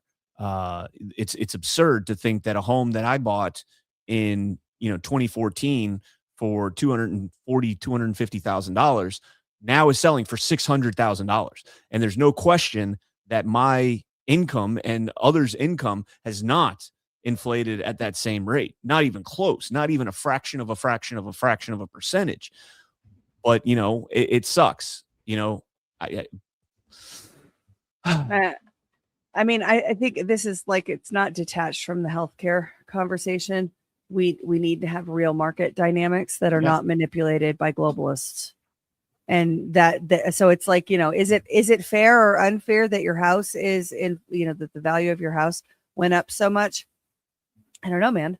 We don't know what's real in the housing market. So I would imagine, you know, it's gonna adjust downward, but it's gonna adjust downward, I would think, as part of the whole ecosystem, you know, that whole economy adjusting and becoming more representative of reality. I hope. I have no idea if they're going to solve this problem. Getting the foreigners out of being able to buy up all of our homes, though, and investment, you know, the institutional investors being able to buy up America, that is huge. And I think that will have an impact on affordability for people buying homes. Yeah, and the other aspect to that is the interest rate, the mortgage rate that people are paying, and bringing that down. I would be personally more interested. Like Christy and I have talked about moving quite a bit, and the one thing that we always come back to is the interest rate. You know, we have what, like 2.5%, I think, right now, and at 6%, 5.5%, you can't compete with 2.5%. You know, the difference in your mortgage, your monthly rate, is astronomical. It's almost $1,000 more a month. And it's just like, that's not sustainable. So we'll sit it out and wait for the interest rate to come down. Meanwhile, we're bleeding value in the home, which kind of sucks. But, you know, that's part of the scheme, because, you know, the $1 trillion investment funds, they're buying these houses cash. They're not financing these homes. They're not going out there and saying, well, it's a 6% interest rate, so maybe we'll wait it out a little bit longer. But we are. And so they're eating our lunch on this right now. They're buying up all these homes. Rents are going through the roof as a result of it. And again, this is what President Trump is talking about. Meanwhile, the Democrats are talking about dildos and frogs. And I mean, like, Oregon Democrats. No. Hashtag not all Democrats. This last night as a whole could move the pendulum quite a bit in the mainstream. I'm curious to see tonight how the mainstream, because most of the outlets did not get to watch the CNN piece, or CNN, the State of the Swamp parallel programming, so they didn't have much to say about it. So I'm curious tonight, when they all get to digest that retardation that they saw, I'm curious to see what their reaction is going to be. Yeah, it is. Did you watch Abigail Spanberger at all? I did. I watched her, and it was all she did was rehash what they've been bitching about for the last 6 months. That's it. There was nothing new. There was nothing of any substance whatsoever. It's a CIA spook that looks like the twins from the Matrix. That's up there. Like, I was trying to, for those that don't know the twins in the Matrix. Yeah, to me, it is bizarre to hear Democrats talk about affordability when they are the ones that made everything so unaffordable. It's so good. So good. Yeah. It's the governor of Virginia, everyone. Yeah, I didn't watch all of her. I just watched what we covered, like 2.5 minutes of her on the stream last night. But yeah, rough.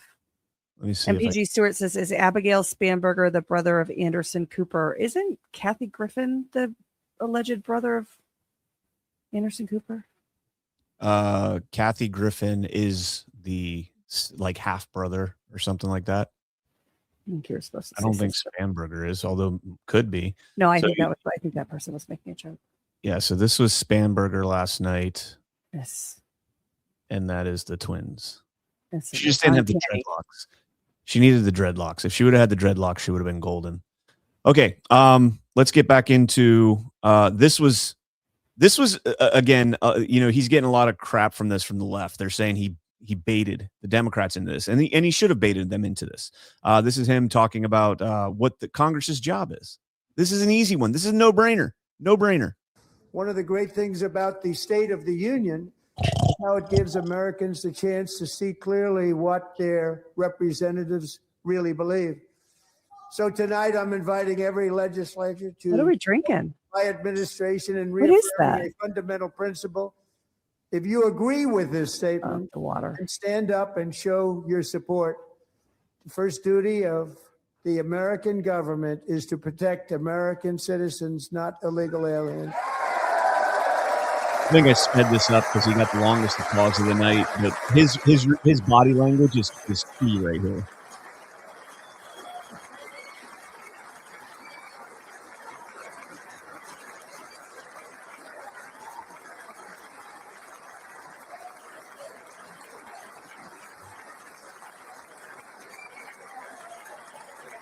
Or maybe I didn't speed it up.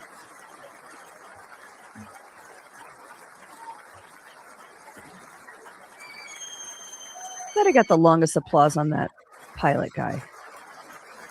You think it was planned? You think like there was like which one? Like when he gives them this catch-22 of, you know, do you believe that the American government's job is to protect American citizens before anyone else, you know, above all else? And you think that there was like a plan, like, hey, make sure you really turn the 100%. screws on this one. Yeah. Yeah, because if you look at, I don't know if you saw this, I have it pulled down in the bottom, but right just after midnight, the White House published the list of things that Democrats didn't stand for in the, and it's long. I put the whole thing in the brief today, but tonight, Democrats refuse to applaud, and it's a very long list. So yeah, I think that was a planned communication deployment, 100%. So I've got the two most glaring ones to me, and we'll finish this one here. Oh, there I sped it up. Okay.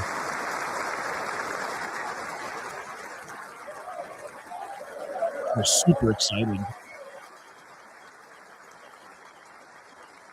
I'm gonna go back to space. It was nicer up there.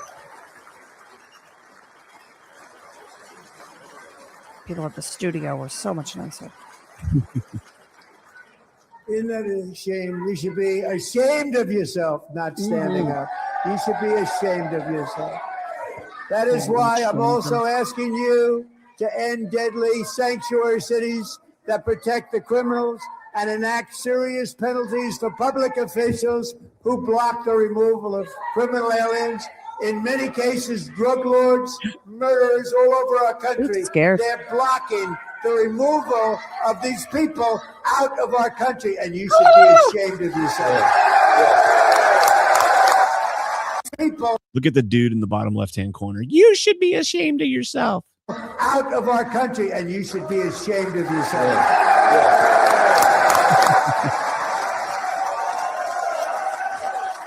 Dare you try to deport my husband? I think my comment on this was he baited them. They took the bait. Oh, wait. No, it's on the next one. That bitch can show her face after the level of fraud that her community that she has enabled and fought for to have all of the protections that they have, the level of fraud that has been revealed from that specific community at the direct enablement, right? Aid and comfort to enemies of America, direct enablement of that legislator. The fact that she can show her face in public, it shows that we still have problems. Yeah. Here's another, we'll get into that. That's going to be the next clip. Here's another one that's just kind of like, how the hell did you not? Fraud is not a victimless crime. It is, they're stealing from all the reason that poor Americans have such struggle is because all the resources to help give a hand up to poor Americans go into freaking foreigners. And Ilhan Omar is a direct cause of that. Sorry, Brian. We're going to play that one next. I wasn't going to let that one go by the wayside, but this was the second time when they wouldn't stand.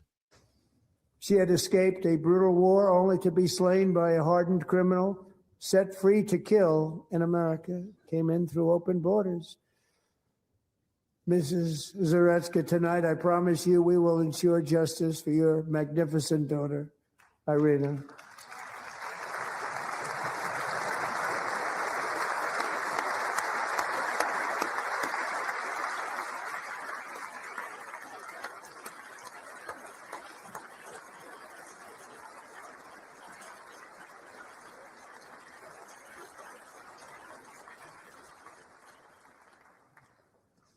How do you not stand? How do you not stand? I'm asking this Congress. I don't know if they didn't stand because they didn't show him during that, but I mean, I'm assuming that if he said that, they didn't. So, it is what it is. Would it be surprising if they didn't? Oh, yeah. Oh, before we get into the fraud, because this is also fraud, did you catch Lindsey Graham's, what do you call it when, cameo? Did you catch Lindsey Graham's cameo? I saw him laughing about something at one point. Oh, he's not laughing. He's got dollar signs in his eyes and he's licking his lips. Listen to the context. Yeah, it's got to be war related. Thanks to Republican in Congress, we're investing that record number of dollars, have no choice, in the United States Armed Forces. Also creating a lot of jobs, but we're not even doing it for that reason. Because as I said, we have more jobs, more people working today than ever before in the history of our country. And NATO countries are friends and allies. They are. They're our friends and they're our allies. Have just agreed at my very strong request to pay 5% of GDP for military defense rather than the 2%, which they weren't paying. We were paying for almost all of NATO. Now they're paying 5 as opposed to not paying 4. He is so creepy, man. Like, I don't know if you could, I don't know if you could see like what he's got like his tongue like through his teeth and he's just like, just fucking It's the same thing going on as that Wyden guy. Like it looks like his skin suit is deteriorating. They need to upgrade them for the lizards. Yeah. I don't even know. Apparently. Oh, so I think this is the fraud one. And somehow I didn't get a caption in there, but this is what Ash was talking about earlier. But when it comes to the corruption that is plundering, it's plundering America. There's been no more stunning example than Minnesota, where members of the Somali community have pillaged an estimated $19 billion from the American taxpayer. Oh, we have all the information. And in actuality, the number is much higher than that. And California, Massachusetts, Maine, and many other states are even worse. This is the kind of corruption that shreds the fabric of a nation, and we are working on it like you wouldn't believe. So tonight, although started 4 months ago, I am officially announcing the war on fraud to be led by our great Vice President, J.D. Vance. All right, so let's pause there for a second. We're about halfway through on that. So J.D. Vance getting tasked with leading the war on fraud. This is after Doge and everything else that's been exposed. There's a lot of other, Pence was tasked with several things during the first administration, elections, COVID. There was a couple other things I can't remember off the top of my head, but I think this one's a pretty significant one for J.D. Vance. This is going to be it's going to put a lot of pressure on him. If he doesn't come through with this, then that's his hopes and dreams of 2028. Like, agreed. Yeah, I agree with that because the fraud has been exposed already, right? So it's not that we have a suspicion that there's fraud. It's holy crap, look at this staggering fraud. What are we going to do about this? The American people are like, what are we going to do about this? J.D. Vance is the one that's supposedly going to lead the charge on that. I as I've said, I think that Doge was predominantly tooling. It was getting the tooling in place to be able to monitor the federal workforce and budgets and actuals and all of that, to monitor it in the same way that modern corporations monitor their workforces and their spend and all of these things. That wasn't happening in government. It was this big black box of plausible deniability, public-private partnerships, and everybody was ripping us off. Putting the tooling in place, which is what I think Elon's job was initially, and they did it really fast, and they had a bunch of shiny objects, right? Oh my gosh, we found these contracts and we canceled these things and we did all these things. But I think the real goal there, and if you look at the executive order, it was a technology project, right? Doge was a technology team and a technology project. So you put that tooling in place to be able to monitor. They should be really scared. But the reality is what's going to happen to them when you find out who it is, who made the decisions, who was the benefit, who was cashing the checks, right? The checks going to dead people and all of those things. Who was cashing them? Who was taking our money, stealing from the American people? That is where JD Vance is going to have to bring us all the way home. Now, he has, pretty extensive ties to Peter Thiel. And if anybody can get in there and find out what's true, it's Palantir. So let's see what happens. We saw Palantir got involved with Small Business Administration. They just did a pilot program with, I'm trying to remember which bureaucracy it was. They just did a pilot program with them. It might have been SBA, but it was Medicare and Medicaid. I think it was CMS that they did a pilot with. But anyways, yeah, that's kind of where my mind went when I heard him say that is, oh, great. This is opening the floodgates for Palantir and Peter Thiel and everybody else. And I've always said, I'm more hesitant on allowing something like that to get that type of access. But at the same time, it's inevitable. It's inevitable at this point. And, as President Trump's going to allude here, the fraud is so substantial that we could have a balanced budget if we got this cleaned up. Yeah. Let's get into that part.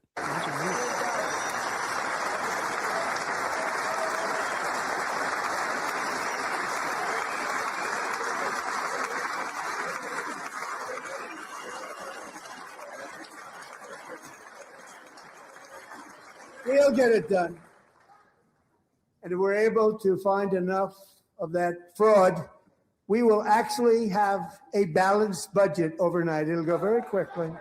That's the kind of money you're talking about. We'll balance our budget. The Somali pirates who ransacked Minnesota remind us that there are large parts of the world where bribery, corruption, and lawlessness are the norm, not the exception.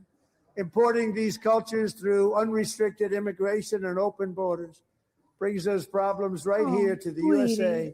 And it is sorry the you got American caught. people who pay the price in higher medical bills, car insurance rates, rent, taxes, and perhaps most importantly, crime. We will take care of this problem. We're going to take care of this problem. We are not playing games. I called her I said Ilhan Omar of the squad and the one with the glasses that nobody can remember her name. Rashida Tlaib. How dare you? She is the only Palestinian member of Congress, Brian. Nobody can remember her name. And then the last clip that I have. Well, unpack. Dude with glasses needs a haircut. Ilhan. So that when I was watching it live last night, Christy and I were watching it, and I did say that was the one moment that I was like, actually there were two moments where I was like, okay, President Trump might have went a little bit too far with that one. And that was when he called them Somali pirates. And then when he began that, he says they're plundering. And I was like, he should have hooked that in. Like, you should have called them Somali pirates in the very beginning when you said they're plundering our federal reserves and, our subsidies and everything else like that. But to bring it up there, it was just purely to trigger Ilhan. And she seemed pretty triggered. She was very triggered. She was extremely. If I was facing going back to Somalia, I would probably be pretty triggered too.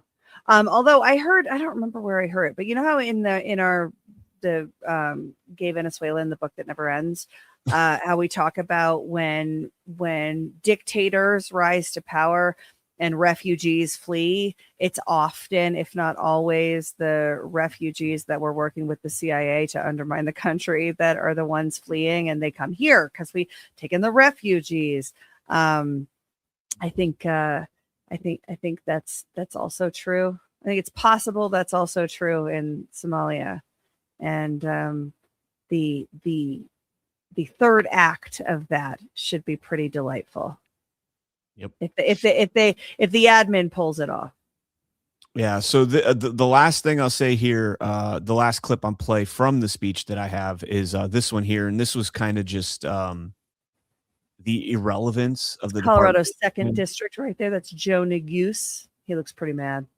This is the irrelevance of Department of Homeland Security, and I don't think I go long enough with it, but President Trump was like waiting for applause, like he had that natural pause where it's supposed to be applause, and he got none from either side. Now they have closed the agency responsible for protecting Americans from terrorists and murderers. Tonight, I'm demanding the full and immediate restoration of all funding for the border security, homeland security of the United States, and also for helping people clean up their snow. We have no money because of the Democrats, and it would be nice.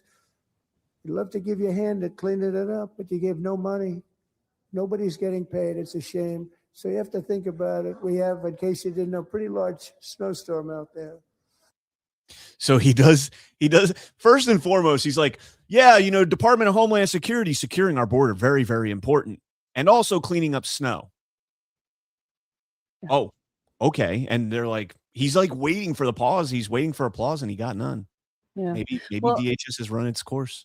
Side quest, they are having a really big snowstorm in the Northeast, and shout out thoughts and prayers, real prayers. Please send up prayers for the family Bright, burning, real missus and baby. They are buried under snow at the moment, and we're praying they get their power back. So I saw the picture they put on X, but I didn't Yeah. know. Come to Florida, guys. We don't have to worry about that. Yeah, that's all him. I think she would move to Florida in like 2 seconds, but he's resistant to the whole idea. Canadians have like a beacon for Florida built into their genome. And so like at a certain point in their life, it goes off, and it's just how long you can ignore it for before you end up in Florida at some point as a Canadian. Ooh, New Case has a good theory. Snow equals cocaine. So did they not applaud because he's talking about removing them from their cocaine? I think it's actually the snow, because he talked about the Mamdani snow. Normie take, Brian. I'm gonna go with You gotta follow the comms, man. I'm gonna go with he's talking about how useless Department of Homeland Security is, that the big thing they're concerned about getting the funding for is so that they can go shovel your snow. Yeah. Homeland Security, we have municipalities that we pay money to do this type of thing. We have our own, selves with snow blowers and shovels that we can get out there and do it for. But again, I don't live in snow, so I don't know how I don't know the struggles of a snowdrift. All right, let's get into this clip here. Tiffany, we'll Snowdrifts are no joke. Man. What's that? Snowdrifts are no joke. Can be very serious. I'm sure they can. And Tiffany, we'll start with you. The president comes into tonight's speech objectively weakened. He's got the Supreme Court setback on tariffs. He's got his slumping approval numbers. You've got warning signs for Republicans in the midterms. How does he use this speech as a moment to reset? Yeah, I mean, this is Trump, dominating once again, and he will make it a very strong speech, a speech that certainly paints a picture for hope and vision into the future of what he will deliver on. This summer he passed the historic No Tax on Tips Act. That is huge for the American people. No tax on tips, no tax on overtime, increased child credit tax, amongst other things that are in there. And the American people will start to feel that in the coming months as they file their taxes and they start to see more money coming back into their pockets. They see gas prices coming down.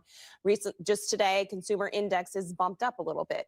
Those are good trends going in sort of the wind in Trump's sails heading into this speech. I think it will be a powerful speech, a strong speech. I think it was the official kickoff of the golden age. I thought he did that, a couple, maybe last month. I think we kicked off the golden age on Inauguration Day, Brian. No. I'm not. Excuse me. I'm not talking about kicking off like that. I'm saying where we start to kick off the benefits coming in and reaping the benefits and seeing the benefits. Tax month is coming up in 2 months, April 15th. So we've got a month and a half until taxes, and we start seeing the returns coming back and everything like that. And that's when people are really going to wake up and be like, "Holy shit, it's working! It's working."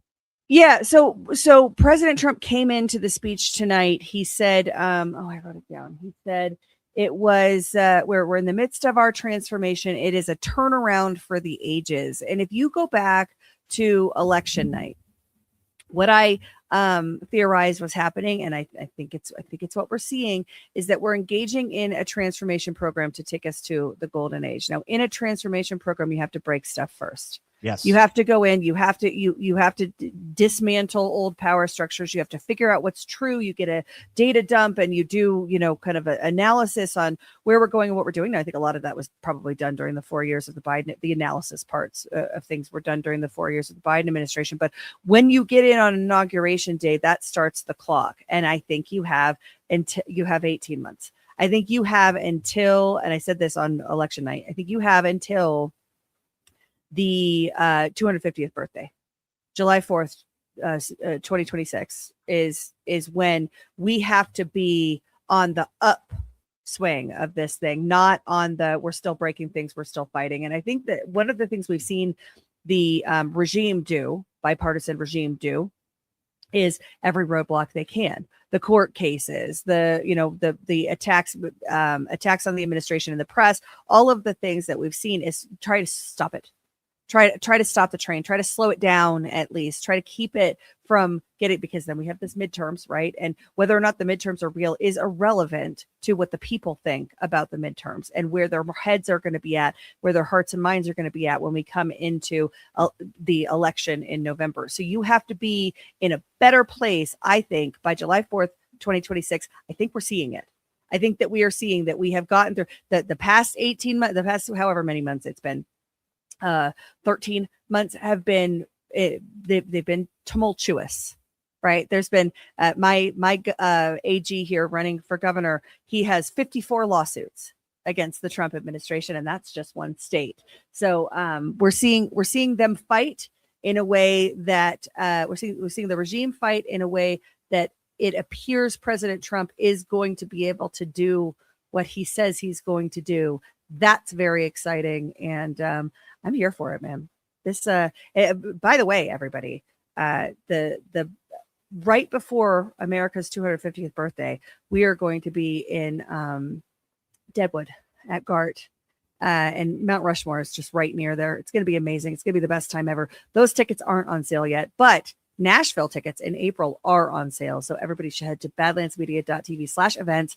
Get your if you can join us in person in Nashville, you should. But also virtual tickets are the lowest price that they are going to be ever right now. And they go up on March 15th. So if you're going to join us virtually, you should get your ticket now because it'll be cheaper than getting it later. Heck yeah. All right. And actually, you know what? Good time, natural pause to check out some soft disclosure. In a quiet town at where beards grow wild and lips dare to crack without permission, one woman has suffered. Hi, I'm Margie, and I'm Jadriet's mother. But the world would come to know her by another name, Madame Margie, the moistureless.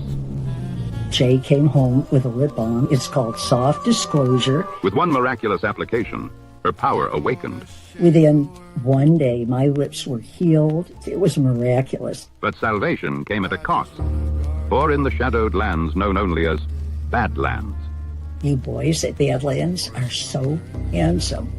she saw potential. You're covering up your beautiful faces. And she made her demand. Shave them all off, Or face the consequences. Beard oil will not save you now. and you'll look so much better. This summer, moisturize wisely and guard your beard. Because Madame Margie, the moistureless, is always watching. Have you ever ridden the Tower of Terror in Disney World? I don't think so. Oh, before you go into the Tower of Terror, you do like a Twilight Zone kind of like show, and very reminiscent of that ad right there. So, all right, softdisclosure.com, promo code Badlands. Check it out. Get your beard oil. Get your boar hair brush. You still running the 25% off deal? Cured her lips in one application. That's huge. The big deal. And it's all natural. There's no petroleum. There's nothing that makes your lips dependent, and like if you use some other chapstick type, if this is probably not for you because you have so much humidity where you live, you never probably have chapped lips, but out here in the West, it's super dry, and you find a lip product that you like, but then you're super dependent on it and you have to use it all the time and you can't use anything. We don't have that. We have all natural America First fruits from American producers, American farms, American coffee roasters, all Americans. And our products are fantastic. Softdisclosure.com. Use promo code Badlands. Also the lotion. The lotion is like curing skin issues. That's not evaluated by the FDA, but also the FDA has an allowable amount of maggots in canned goods. So we don't want their endorsement anyway. Speaking of dry skin, check this out.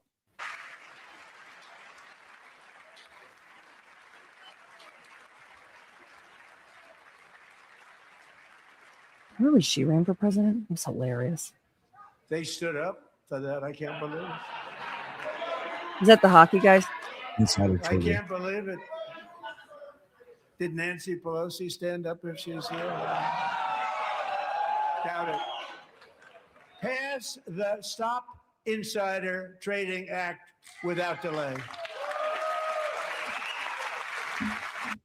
All right, so we got that clip there. Then in one of the worst interviews I've seen, she has got to be put out to pasture, man. Like her time's come. Let her go.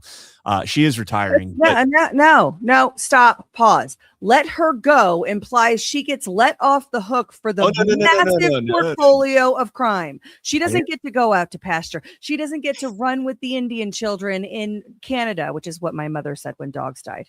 When the dogs died, they were off running with the Indian children in Canada, is what my mother used to tell us, instead of telling us that our dogs died. You know, they went out to the farm. We got Indian children in Canada. I don't know why. My mother's parents were Canadian.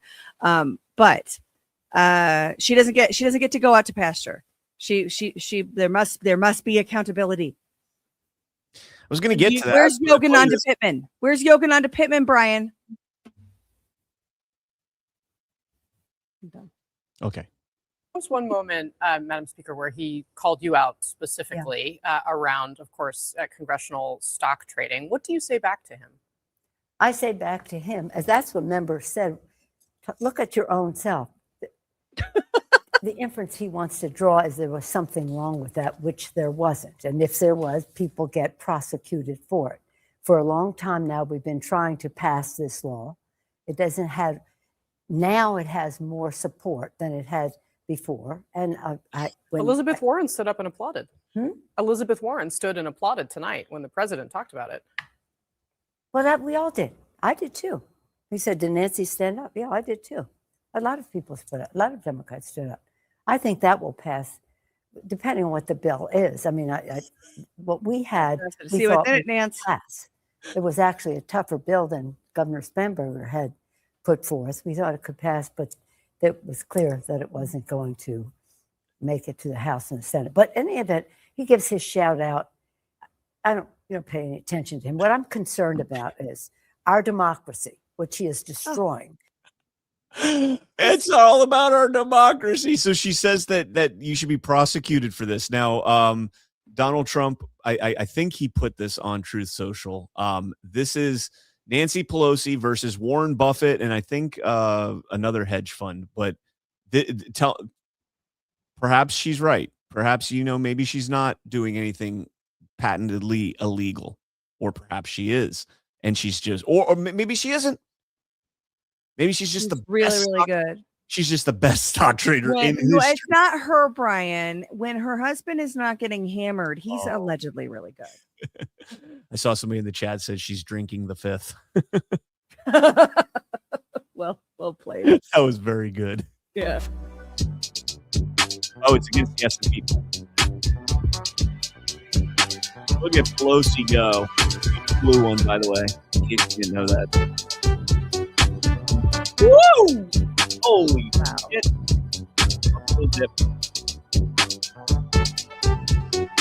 And she ends up at 949.9%.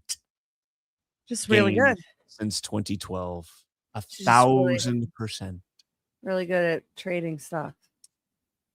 She's very good. So Congress has access to greater information, I would argue, from a being able to forecast standpoint. Congress has access to greater information than these corporations' auditors have, because they know what's coming before, audits are you're looking backwards. Congress is looking forward. And so they have greater in audit firms. Everybody in the firm has to be independent of the client stocks. The secretaries in the mailroom have to be independent of client stocks for the firm, because the perception of impropriety is as bad, if not worse, as impropriety itself, because of its impact on public trust. We do not have anything similar for Congress, people. And that is, because they pass their own laws, they pass their own rules that govern themselves, and they do whatever they want. It's the same reason that they're not beholden to the healthcare legislation that they pass. We talked about that earlier. These people are criminals. And at a minimum, they should have the same standards of independence over the entities that they regulate as the people that audit those entities have. Right now, they have none, as far as I can tell. And Nancy Pelosi's stock outcomes prove that. Yep. Let's play one last clip, then we'll get into rants. And this is purely just comic relief, and absolutely loved President Trump doing this. And it's going to melt down lefties all over the globe. Nobody stands up. These people are crazy. I'm telling you, they're crazy. Facts. No cap detected. The way he says it is just epic. Did only 5 of them wear white? Boy, oh boy. We're lucky we have a country. With people like this, Democrats are destroying our country, but we've stopped it just in the nick of time, didn't we? Huh? 1, 2, 3, 4, 5. Yeah. Oh, over on the left, in the top left, looks like there might be a couple more. In the stories leading up to this, it said that a bunch of them, like 50, I think they said like 50 or something, were planning on wearing white. So that's they didn't turn out again.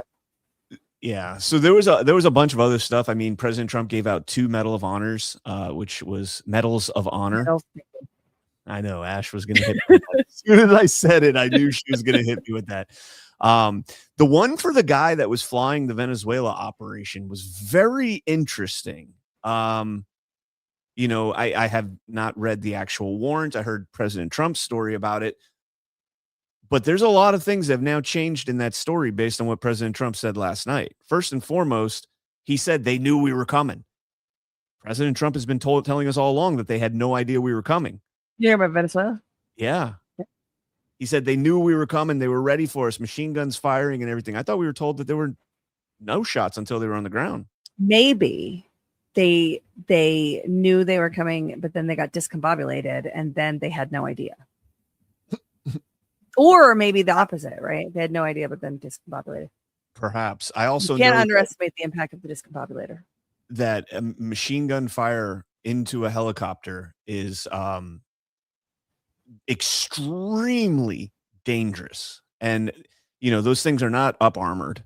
Isn't machine gun fire at anything extremely dangerous? Yeah. But like you shoot, if you shoot a machine gun at our like Mat Vs and our Humvees and all that stuff, they're up armored. They can take machine gun fire. I mean, they're not going to take 50 cals or Dushkas, but they'll take, RPG, AK-47s and RPKs and PKMs and all those things, 7.62, all that shit. It'll take it. Chinooks and helicopters don't. They don't have, they might have like a little tub, I think, around the pilots in front of them. But outside of that, it's very dangerous. And so just the whole story that we were told about that is interesting. But the biggest thing is that they knew we were coming. That was the key to me, was they, Are you saying that the story of the discombobulator is itself discombobulating? I still am of the opinion that the entire Venezuela op is grossly inflated. I don't know that guy's story. Psychological operations. You would make the most fun operation. We can't engage. I'm still doing it. Oh, no. You can have fun with the operation. And I don't want to take away from, the guy's service or anything like that. I don't know. It's very. What did you, I know we're out of time, but what did you think of, we had Why We Vote yesterday, or not Why We Vote, book club with, feels like Why We Vote lately, book club with Colonel Towner. yesterday where we were talking about Jorge Rodriguez and his alleged role in setting up, all of the corruption, et cetera, in Venezuela. And then President Trump talks about our great new ally and partner under the leadership of Delcy Rodriguez. What did you think about that? I thought that was very, very interesting because, everybody's been saying, not everybody, but the people involved in the book that we're reading have been saying Delcy Rodriguez is a CIA plant. And we've all said it's clearly Hakuna Matata, clearly. And, they Two push things back can be true. Yeah. But it does seem like it does seem like the good guy CIA is very, very upset about the person they claim is a CIA asset in the region. And that I maintain my position, Brian, that this book was rushed to press to get ahead of what's happening in Venezuela right now. I agree with that. Yeah. I've always agreed with it, but now Huck Fillery, instead of 100%, I'm 1,000%. Love it. I am 1,000. Only a Sith deals in absolutes. I don't care. I don't care. Call me a Sith Lord. I will be Sith Lupo. That will be Sith Can. That's my new name. All right, let's get into some Rumble rants here. Because then we'll have to defeat you. You can never defeat a Sith. There's always two. Okay. No more, no less. Always two. Bubba Ganoush says, forgive me if you already covered this, but did you show the clips from the BAFTA Awards with the guy with Tourette's syndrome when Michael B. Jordan and Delroy London were presenting? Just awful.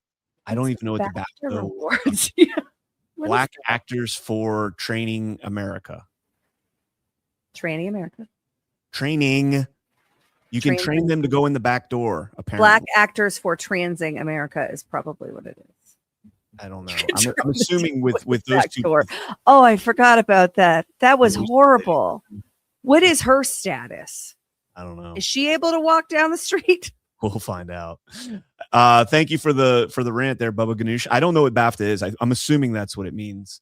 Emerald Dragon 1333. Hard disagree on Applebee's. It's called Crapplebee's around me. I'll let you guess why. Hi, Can. Hi, Ash. I'm still moving snow in case you are curious. I am with you 100% on the Applebee's. No, it is garbage. You're both you've fallen for communist propaganda. Applebee's is American as apple pie. The only thing good at Applebee's is their Korean, they have like these Korean sesame chicken. False. They have lots of good things. They have great French onion soup. Their steaks are consistent since the 90s. The quesadilla. How I am not putting you on if you are going to put Applebee's steaks on a pedestal. No, I didn't say they were good. I said they were consistent. How dare you? That is blasphemy. I said they were consistent. And I'm sending that to your husband. I am sending that to your husband. You just put Applebee's steaks on a pedestal. You guys will bond over this too. It'll be like my glasses all over again because he hates Applebee's like fire without suns. But I love it because it's it's consistent. It's always there. Naturally, Nikki is like they haven't changed their menu in 20 years. That's part of the charm of Applebee's is that you can go into Applebee's and order a quesadilla and it tastes the same way it did in the 90s. That is also a good made restaurant. in the 90s and they just heated it up. All right. Blue Demon, am I high right now? Did I just take some DMT or on acid trip? What the fuck? A fury is talking to me. A furry is talking to me. Yeah. Bobo Afu, uninitiated $5 challenge accepted. Support your local Ash and Brian. Thank you so much. And do we have any? British Academy Film Awards is what it's called. And Bubba Ganoush said, glad I paid $5 to have them not look it up. Well, I mean, to be fair, I thought we're out of time. I thought our explanations were better than what it ended up being. I mean, I saw Michael B. Jordan and Delroy London, and I guess the London kind of gives a dead giveaway, but aren't they both black actors? Michael B. Jordan's badass, by the way. That dude's an awesome actor. I don't know Delroy London that well, but Missy Brash, last minute, notice how hammered has a double meaning in the Pelosi household. has a double meaning for all of us because of the Pelosi household. Oh man.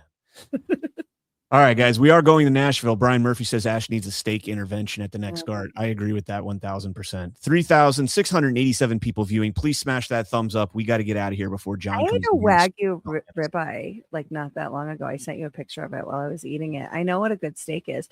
Applebee's is consistent was the point that I was making. Consistently shoe leather. I had a Wagyu steak for Valentine's Day. Man. Good, right? You should get the olive red one. It was so fucking good. I know, ruins steak for you, doesn't it? It ruined steak for me. I can't afford Except a $40 for Applebee's because Applebee's steak is consistent.